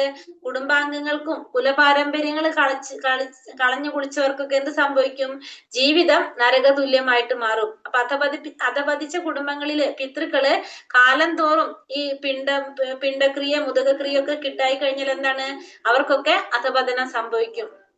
ഇപ്പൊ കുടുംബ പാരമ്പര്യങ്ങളൊക്കെ കളഞ്ഞു കുളിച്ചു കഴിഞ്ഞ് ജീവിതം നരകതുല്യമാകുമ്പോ പിതൃക്കൾക്ക് നമ്മൾ എന്ത് ചെയ്തുകൊണ്ടിരിക്കും? ഉദകക്രിയകളൊക്കെ ചെയ്യും. അപ്പൊ അതൊക്കെ കിട്ടാതിരിക്കുമ്പോ സ്വാഭാവികമായിട്ടും എന്ത് സംഭവിക്കും? അധപതനം സംഭവിക്കും. അപ്പൊ അതായത് ഇവിടെ നമുക്ക് എന്താ മനസ്സിലാക്കുന്നത്? ഇതൊക്കെ നമ്മൾ ചെയ്യേണ്ടത് അത്യാവശ്യമാണ്. ഈ ഉദകക്രിയകളും ഇതൊക്കെ നമ്മൾ ചെയ്യേണ്ടത് തന്നെയാണ് എന്ന് കൂടി നമുക്കിവിടെ മനസ്സിലാക്കാണ് ഇവിടെ. അത് ചെയ്യാതിരിക്കണമെങ്കിൽ എന്താ വേണ്ടത്? ഇതിവിടെ പറയുന്നുണ്ട്. കർത്തവ്യങ്ങളെല്ലാം ത്യജിച്ച മുക്തിദാതാവായ മുകുന്ദന്റെ ചരണകമലങ്ങളിൽ അഭയം തേടിയവർക്ക്, അതായത് സർവാത്മന ഭഗവാന് ശരണം തേടിയവർക്ക്, ഭക്തിമാർഗം സ്വീകരിച്ചവർക്ക് ദേവന്മാരോടോ ഋഷികളോടോ ജീവജാലങ്ങളോടോ കുടുംബാംഗങ്ങളോടോ പിതൃക്കള് മനുഷ്യര് എന്നിവരോട് ആരോടും എന്തില്ല? യാതൊരു കടപ്പാടും ഇല്ല. എല്ലാ ബാധ്യതകളും പരമദിവ്യോത്തമ പുരുഷനോടുള്ള ഭക്തിയുടെ സേവനത്താൽ സ്വയമേവ നിറവേറ്റപ്പെടും. അപ്പൊ പിന്നെ ആരോടും ഒരു ബാധ്യത ഇല്ല. എല്ലാ ബാധ്യതകളും ആരോടുള്ള സേവനത്തിലൂടെ തന്നെ നിറവേറ്റാൻ സാധിക്കും? ഭഗവാനോടുള്ള ഭക്തിയുടെ സേവനം കൊണ്ട് നിറവേറ്റാൻ സാധിക്കും. അപ്പൊ ഇത്രയും പേർക്ക് നമ്മള് കടപ്പാട് നമ്മൾ ചെയ്യുന്നതിനേക്കാളും നമുക്ക് എന്ത് മാത്രം ചെയ്താൽ മതി? ഭക്തിയുടെ സേവനം ചെയ്താൽ മാത്രം മതി. അങ്ങനെയാണെങ്കിൽ നമുക്ക് ഇവരോടൊന്നും യാതൊരു തരത്തിലുള്ള ബാധ്യതകളും വരുന്നില്ല. ദോഷൈരേത്യൈ കുലഘ്നാനാം വർണ്ണസങ്കരകാരകൈഃ ഉത്സാദ്യത്തെ ജാതിധർമ്മ കുലധർമ്മശ്ച ശാശ്വതഃ. കുടുംബ പാരമ്പര്യം നശിപ്പിക്കുന്നവരുടെ ദുഷ്കർമ്മങ്ങളാൽ ആർക്കും വേണ്ടാത്ത ശിശുക്കൾ ഉണ്ടാകും. തന്മൂലം എല്ലാവിധത്തിലുള്ള സാമൂഹ്യ പുരോഗമന പ്രവർത്തനങ്ങളും ക്ഷേമ പ്രവർത്തനങ്ങളും പാടെ നശിച്ചു പോകും. അപ്പൊ ഈ കുടുംബ പാരമ്പര്യം നശിപ്പിച്ചു കഴിഞ്ഞാല് അവരുടെ ദുഷ്പ്രവൃത്തി കൊണ്ട് എന്ത് സംഭവിക്കും? ആർക്കും വേണ്ടാത്ത കുട്ടികൾ ഉണ്ടാകും. അപ്പൊ അതുമൂലം എന്താ സംഭവിക്കുന്നത്? സാമൂഹ്യ പുരോഗമന പ്രവർത്തനങ്ങളും ക്ഷേമ പ്രവർത്തനങ്ങളൊക്കെ തന്നെത്താനെ നശിച്ചു പോകും. അതൊക്കെ നശിച്ചു പോകും. പലതരത്തിലുള്ള സമൂഹത്തില് പലതരത്തിൽ എന്താ സംഭവിക്കുന്ന? ക്ഷേമ പ്രവർത്തനങ്ങളും പുരോഗമന പ്രവർത്തനങ്ങളും ഒന്നും നടത്താൻ സാധിക്കാതെ വരും. ഇവിടെ എല്ലാ തരത്തിലും നമുക്ക് എന്ത് സംഭവിക്കും? നാശങ്ങള് സംഭവിച്ചു കൊണ്ടിരിക്കും. ഉത്സന്ന കുലധർമാണ മനുഷ്യാണാം ജനാർദ്ദന നരകേ നിയതം വാസോ ഭവതീത്യനുശുശ്രുമ. അല്ലയോ ജനാർദ്ദന, കുലധർമ്മങ്ങൾ നശിപ്പിക്കുന്നവർക്ക് എന്നും നരകത്തിൽ ജീവിക്കേണ്ടി വരുമെന്ന് ഗുരുപരമ്പര വഴി ഞാൻ കേട്ടിട്ടുണ്ട്. അപ്പൊ അർജുനൻ ഇതൊക്കെ പറയുന്നത് എങ്ങനെയാണ്? അർജുനൻ ഇത് കേട്ടിട്ടുണ്ട്. എങ്ങനെയാ? വെറുതെ കേൾക്കുകയല്ല ചെയ്യുന്നത്, ഗുരുപരമ്പര വഴി തന്നെ അർജുനൻ ഇതൊക്കെ കേട്ടിട്ടുണ്ട്. എങ്ങനെയാ? കുലധർമ്മങ്ങൾ നശിപ്പിക്കുന്നവർക്ക് എന്നും നരകത്തിലാണ് ജീവിക്കേണ്ടി വരാന്ന് കേട്ടിട്ടുണ്ട്. അപ്പൊ അർജുനൻ അത് കാരണം കൊണ്ട് എന്താണ് ഇതൊക്കെ ചെയ്യാൻ അർജുനന് ധൈര്യമില്ല, പേടിയാണ്. കാരണം ഒരിക്കലും നമ്മള് കുലധർമ്മങ്ങളൊന്നും നശിപ്പിക്കാൻ നമ്മൾ ശ്രമിക്കരുത്, അപ്പൊ നരകത്തിൽ പോകേണ്ടി വരുന്ന കേട്ടിട്ടുണ്ട്. അപ്പൊ സ്വന്തം അനുഭവത്തെ മുൻനിർത്തിക്കൊണ്ടല്ല, ആധികാരിക വചനങ്ങളെ പ്രമാണമാക്കിയാണ് അർജുനൻ വാദിക്കുന്നത്. അതാണ് ശരിയായ ജ്ഞാനം നേടാനുള്ള മാർഗം. അപ്പൊ ഇത് ആധികാരികമായിട്ടുള്ള വചനങ്ങള് അതിനെ പ്രമാണമാക്കിയിട്ടാണ് അർജുനൻ ഇതെല്ലാം പറയുന്നത്. അതാണ് എന്ത് ശരിയായിട്ടുള്ള ജ്ഞാനം നേടാനുള്ള മാർഗം എന്ന് പറയുന്നത്. അഹോ ഭക്ത മഹത് പാപം കർത്തും വ്യവസിതാ വയം യത്രാജ്യ സുഖലോഭേന ഹന്തും സ്വജനമുത്യതാഹ. കഷ്ടം, എന്തൊരു മഹാപാപത്തിനാണ് നാം ഒരുങ്ങി പുറപ്പെട്ടത്, രാജ്യം നേടി സുഖിക്കാൻ വേണ്ടി സ്വജനങ്ങളെ കൊല്ലുകയോ. അപ്പൊ അർജുനൻ പറയാണ്, എന്തൊരു മഹാപാപത്തിനാണ് നമ്മൾ ഒരുങ്ങി പുറപ്പെട്ടത്, സ്വന്തം രാജ്യം നേടാൻ വേണ്ടിയിട്ട് സ്വന്തം ജനങ്ങളെ കൊല്ലുകയോ. കാരണം അർജുനന്റെ അച്ഛനും ദുര്യോധനന്റെ അച്ഛനും ചേട്ടൻ തന്നെയാണ്. അപ്പൊ രണ്ടുപേർക്ക് അവകാശപ്പെട്ടതാണ് ആ രാജ്യം മുഴുവനും. അപ്പൊ ഈ രാജ്യം കിട്ടാൻ വേണ്ടിയിട്ട് നമ്മൾ സ്വന്തം ജനങ്ങളെ കൊല്ലേ, എന്തൊരു മഹാപാപത്തിനാണ് നമ്മൾ ഒരുങ്ങി പുറപ്പെട്ടത് എന്നാണ് ഇവിടെ ആര് ചോദിക്കുന്നത്? അർജുനൻ ചോദിക്കുന്നത്. യതി മാമ പ്രതീകാരം അശസ്ത്രം ശസ്ത്രപാണയഃ ധാർതരാഷ്ട്രാരണേ ഹന്യോ സന്മേ ക്ഷേമതരം ഭവേത്. ധാർതരാഷ്ട്രന്മാരുടെ പൊരുതുന്നതിൽ ഭേദം നിരായുധനായി പ്രതിരോധത്തിന് ഒരുങ്ങാതെ നിൽക്കുന്ന എന്നെ അവർ കൊല്ലട്ടെ എന്ന് വെക്കുകയാണ്. അപ്പൊ ഈ ധാർതരാഷ്ട്രപുത്രന്മാരോട്, ധൃതരാഷ്ട്ര മക്കളോട് പൊരുത്തുന്നതിൽ ഭേദം എന്താണ്? യുദ്ധം ചെയ്യാതിരിക്കുക, പ്രതിരോധത്തിന് ഒരുങ്ങാതെ നിൽക്കുമ്പോ, അല്ലെങ്കിൽ നമ്മുടെ കയ്യിൽ ആയുധം ഇല്ലാതെ നിൽക്കുമ്പോ അവര് വന്ന് എന്നെ കൊന്നോട്ടെ, എന്നാലും വിരോധമില്ല, ഞാൻ എന്തിനു തയ്യാറല്ല? യുദ്ധം ചെയ്യാൻ തയ്യാറല്ല എന്നിവിടെ അർജുനൻ പറയാണ്. ഭഗവാന്റെ ഒരു ഉത്തമ ഭക്തൻ എന്ന നിലയിൽ സ്വാഭാവികമായ മൃദുല ഹൃദയത്വത്തിന്റെ ലക്ഷണമാണിത്. അപ്പൊ അർജുനൻ ഭഗവാന്റെ ഒരു ഉത്തമ ഭക്തനാണ് എന്നുള്ള മനസ്സിലാക്കാനായിട്ട് മൃദുല ഹൃദയം, അർജുനന്റെ ഹൃദയം മൃദുല ഹൃദയമാണെന്ന് മനസ്സിലാക്കി തരാത്തതിന് ലക്ഷണങ്ങളാണ് നമ്മളിവിടെ കാണുന്നത്. ഒരു ഭക്തന് വേണ്ട ഗുണങ്ങളാണ് അർജുനനിൽ ഇപ്പൊ നമ്മള് മനസ്സിലാക്കുന്നത്.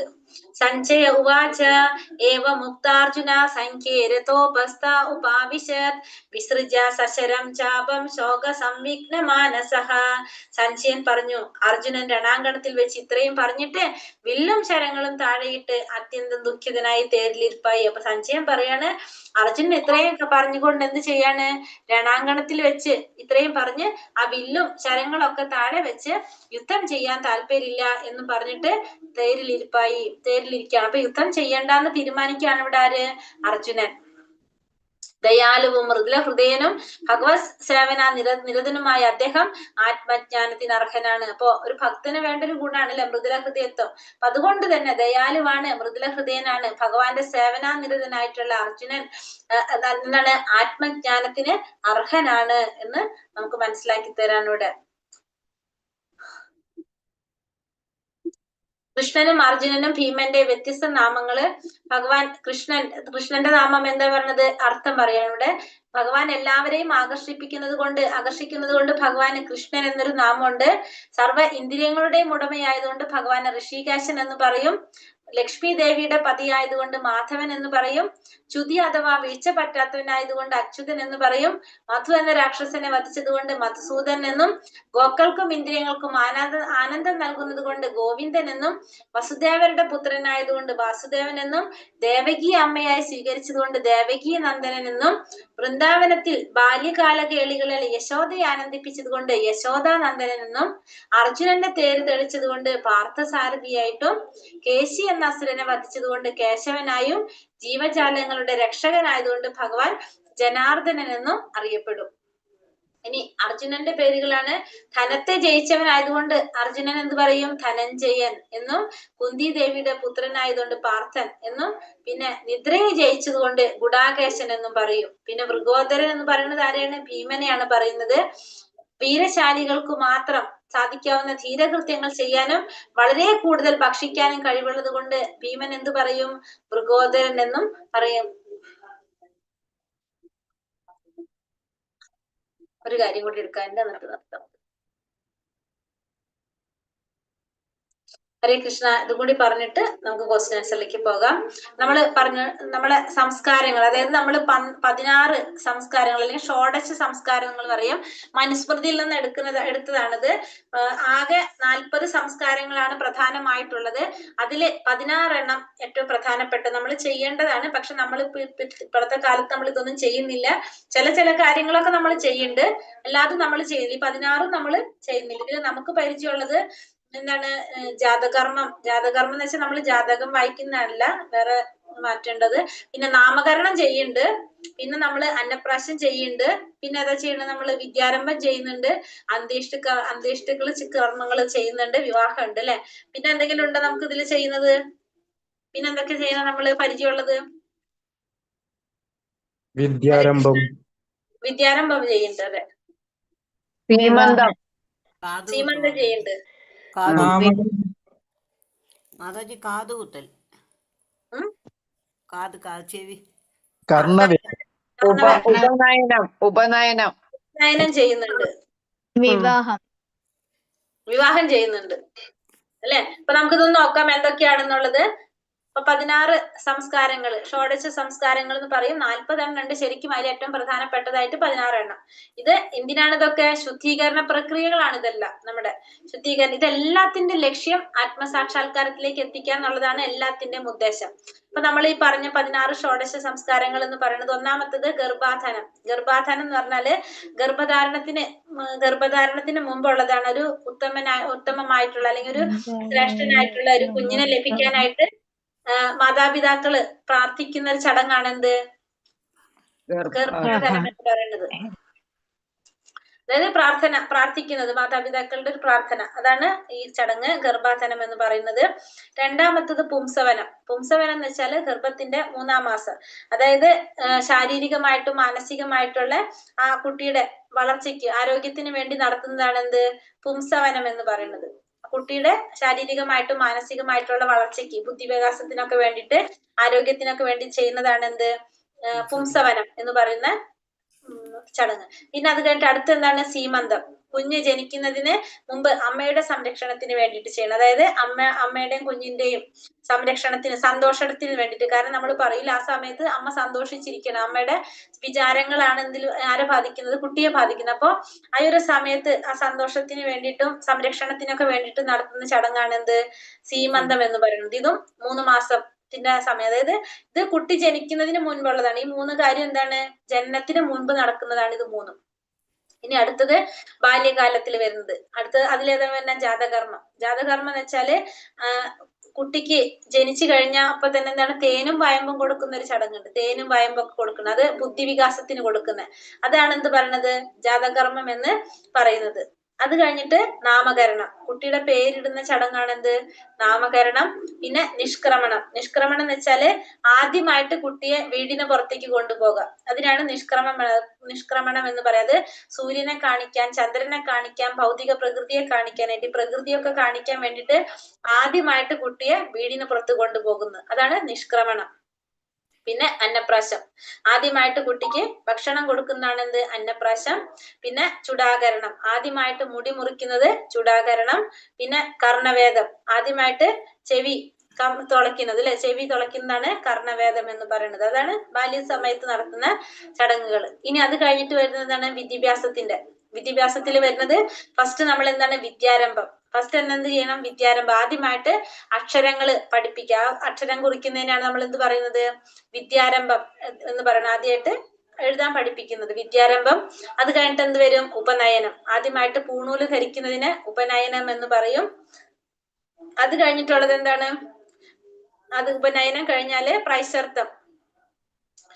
പ്രൈസർത്ഥം എന്ന് വെച്ചിട്ടുണ്ടെങ്കിൽ ഉപരിപഠനത്തിന് നമ്മള് ഉപനയനം കഴിഞ്ഞിട്ടുണ്ടെങ്കിൽ ശേഷം വേദങ്ങളും ശാസ്ത്രങ്ങളൊക്കെ പഠിക്കും. അങ്ങനെ ആ പഠിച്ചു തുടങ്ങുന്നതാണ് എന്ത്? പ്രൈസർത്ഥം എന്ന് പറയുന്നത്. അപ്പൊ ഉപനയനം കഴിഞ്ഞ് കഴിഞ്ഞാൽ നമ്മൾ ശാസ്ത്രങ്ങളും വേദങ്ങളും ഒക്കെ പഠിക്കാൻ തുടങ്ങും. ഓരോന്ന് പഠിച്ചു കഴിയുമ്പോഴും എന്ത് ചെയ്യും? ചടങ്ങ് നടക്കും. അതാണ് പ്രൈസർത്ഥം എന്ന് പറയുന്നത്. അടുത്തത് കേശന്തം. കേശന്തം എന്ന് വെച്ചാല് ആൺകുട്ടികൾ ആദ്യമായിട്ട് ഷേവ് ചെയ്യുന്നതിനെ കേശന്തം എന്ന് പറയും. പെൺകുട്ടികളെ ആദ്യമായിട്ട് ഋതുശുദ്ധി, ആദ്യത്തെ അർത്ഥചക്രത്തിന് ഋതുശുദ്ധി എന്ന് പറയും. അതാണ് പിന്നത്തെ ചടങ്ങ്. പിന്നെ വന്നിട്ട് സമവർത്തനം, വിദ്യാർത്ഥി ജീവിതത്തിന്റെ അവസാനം. അതാണ് സമവർത്തനം എന്ന് പറഞ്ഞാല് വിദ്യാഭ്യാസ ജീവിതമൊക്കെ പൂർത്തിയാക്കിയിട്ട്, അതായത് പണ്ട് എങ്ങനെയാണ് ഗുരുകുലത്തിലാണ് നിന്ന് പഠിക്കുന്നത് അല്ലെ, അപ്പൊ ഗുരുകുലത്തിൽ നിന്ന് തിരികെ വീട്ടിലേക്ക് പോകുന്ന ഒരു ചടങ്ങ്, അതാണ് എന്ത് സമവർത്തനം എന്ന് പറയുന്നത്. ഗുരുകുലത്തിൽ നിന്ന്, ഗുരുവിന്റെ വീട്ടിൽ നിന്ന് സ്വന്തം വീട്ടിലേക്ക് പോകുന്ന ആ ചടങ്ങ്, അതാണ് സമവർത്തനം എന്ന് പറയുന്നത്. അപ്പൊ അതാണ് വിദ്യാർത്ഥി ജീവിതം. അത് കഴിഞ്ഞ് അടുത്ത സ്റ്റേജ് എന്താണ്, ഗൃഹസ്ഥാശ്രമത്തിലേക്ക് കടന്നു. അപ്പൊ വിവാഹം.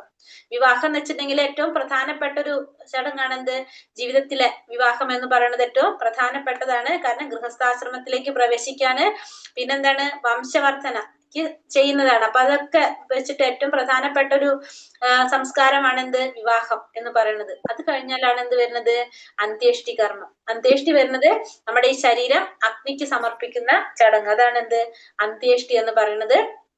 മരണാനന്തരം ആ ശരീരം അഗ്നിക്ക് സമർപ്പിക്കുന്നു, അതാണ് അന്ത്യേഷ്ടി. അപ്പൊ അതാണ് നമ്മുടെ 16 സംസ്കാരങ്ങൾ എന്ന് പറയുന്നത്. ഇത് സ്ക്രീൻഷോട്ട് എടുക്കേണ്ടവർ എടുത്തോളൂ കേട്ടോ. ഹരേ കൃഷ്ണ. അപ്പൊ നമ്മുടെ ഒന്നാമത്തെ അധ്യായം ഇത്രയാണ് മെയിൻ ആയിട്ട് പറയുന്ന കാര്യങ്ങള്. ഹരേ കൃഷ്ണ. പറഞ്ഞതിൽ എന്തെങ്കിലും സംശയം ഉണ്ടോ? ക്വസ്റ്റ്യൻ ആൻസർ നോക്കിയിട്ട് പറയാം അല്ലെ നമുക്ക്.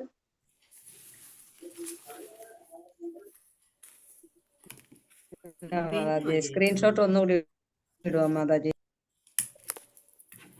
ഹരേ കൃഷ്ണ മാതാജി. ഇനി ക്വസ്റ്റ്യൻ ആൻസർ നോക്കി. ഇനി രണ്ടാമത് ഞാൻ അടുത്ത് വരുമ്പോ ഇത്തിരി സമയം പിടിക്കും. ക്വസ്റ്റ്യൻ ആൻസർ നോക്കിയിട്ട് ചെയ്യാട്ടോ. ആയിക്കോട്ടെ.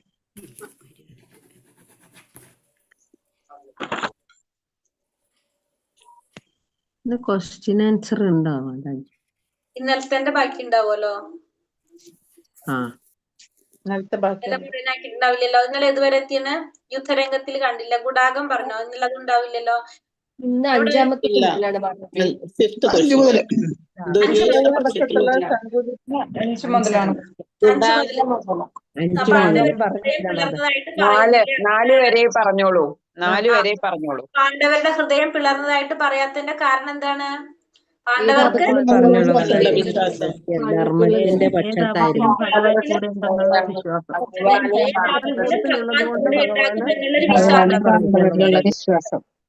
അതാണ് പറയുന്നത്. പിന്നെ ഗുഡാകം എന്നാൽ എന്താണ് അർത്ഥം? നിദ്ര.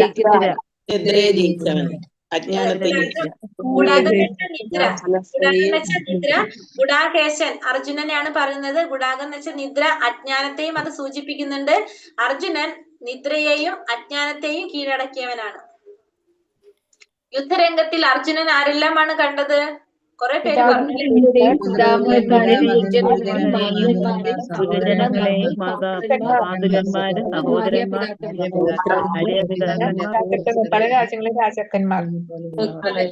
പറയുന്നുണ്ട് മുത്തച്ഛന്മാര്, ദ്രോണാചാര്യ, കൃപാചാര്യ, ഗുരുജനങ്ങള്, ശല്യന്മാര്, പിന്നെന്താണ് ലക്ഷ്മണാദികളായിട്ടുള്ള പുത്രന്മാര്, അശ്വത്ഥമാവ്, സുഹൃത്തുക്കള്, പിന്നെ ഗുണകാംക്ഷികൾ, ഇവരൊക്കെ ആര് കാണാണ് അവിടെ? അർജുനൻ കാണാണ്. ഗോവിന്ദൻ എന്നാൽ എന്താണ് അർത്ഥം?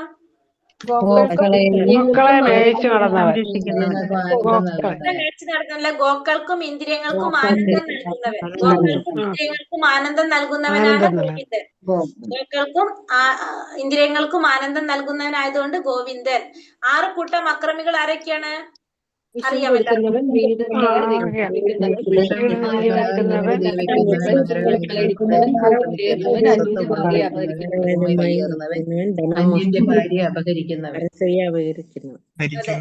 വയ്ക്കുന്നവൻ, മാരകായുധങ്ങൾ കൊണ്ടിരിക്കുന്നവൻ, പിന്നെന്താണ് സ്വത്ത് കൊള്ളയടിക്കുന്നവൻ, അന്യന്റെ ഭാര്യ അപഹരിക്കുന്നവൻ, ഭൂമി കയ്യേറുന്നവൻ, വിഷം കൊടുക്കുന്നവൻ. 6 കൂട്ടർ അല്ലെ. വംശപിതാക്കൾ ഒരിക്കലും വധാർഹരല്ല എന്ന് പറഞ്ഞതിന്റെ കാരണം എന്താണ്? ജനനം മുതൽ മരണം വരെ കുലധർമ്മം നശിക്കും. അവരെല്ലാം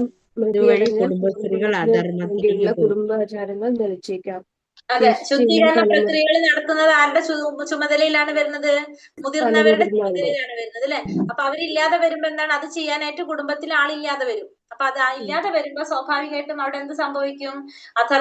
അധർമ്മിക സ്വഭാവങ്ങൾക്ക് വരും. അപ്പൊ അങ്ങനെ ആത്മീയ മുക്തിക്കുള്ള അവസരം നഷ്ടപ്പെടാണ് ചെയ്യുന്നത്. അങ്ങനെ അതുകൊണ്ട് എന്തില്ല, വംശപിതാക്കൾ ഒരിക്കലും വധാർഹരല്ല.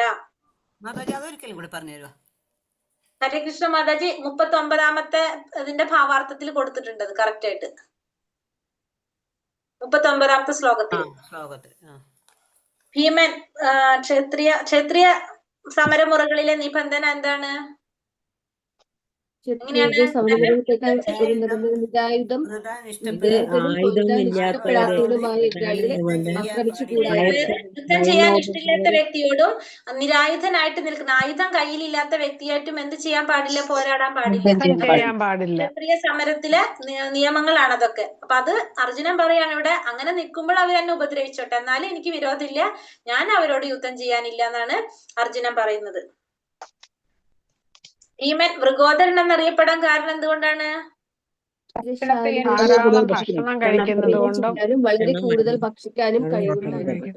ഒന്ന് കുറെ ഭക്ഷണം കഴിക്കുന്നത് കൊണ്ടും പിന്നെന്താണ് മറ്റാർക്കും പറ്റാത്ത പരാക്രമങ്ങൾ അല്ലെ, വീരകൃത്യങ്ങൾ ചെയ്യുന്നത് കൊണ്ടും മൃഗോദരൻ എന്നറിയപ്പെടുന്നു. പാണ്ഡവരുടെ വിജയത്തിന്റെ അടയാളങ്ങള് അറിയാം. ധർമ്മഭൂമി, കനകനാഥം,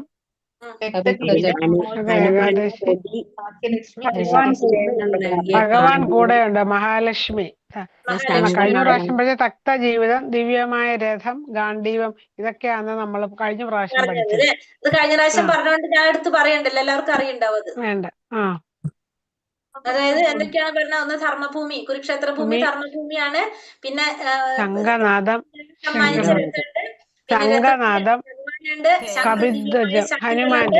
ഹനുമാന്റെ കൊടിയടയാളുണ്ട്, പിന്നെ മോക്ഷദ ഏകാദശി കൂടിയുണ്ട്. മോക്ഷദ ഏകാദശി ദിവസമാണ് നടക്കുന്നത്. പിന്നെ വന്നിട്ട് ഭഗവാൻ, പിന്നെ പിന്നെ വന്നിട്ട് ജീവിതം. പിന്നെന്താണ് യുദ്ധം ചെയ്യാതിരിക്കാൻ അർജുനൻ പറഞ്ഞ കാരണങ്ങൾ എന്തൊക്കെയാണ്? മൃദുല ഹൃദയത്വം, ഭൗതികമായ സുഖാനുഭവങ്ങൾ, പാപം, കുടുംബ പാരമ്പര്യം, തീരുമാനമെടുക്കാൻ പറ്റാത്ത അവസ്ഥ. ദ്രൗപദിയുടെ പിതാവിന്റെ പേരെന്താണ്? ദ്രൗപദിയുടെ സഹോദരൻ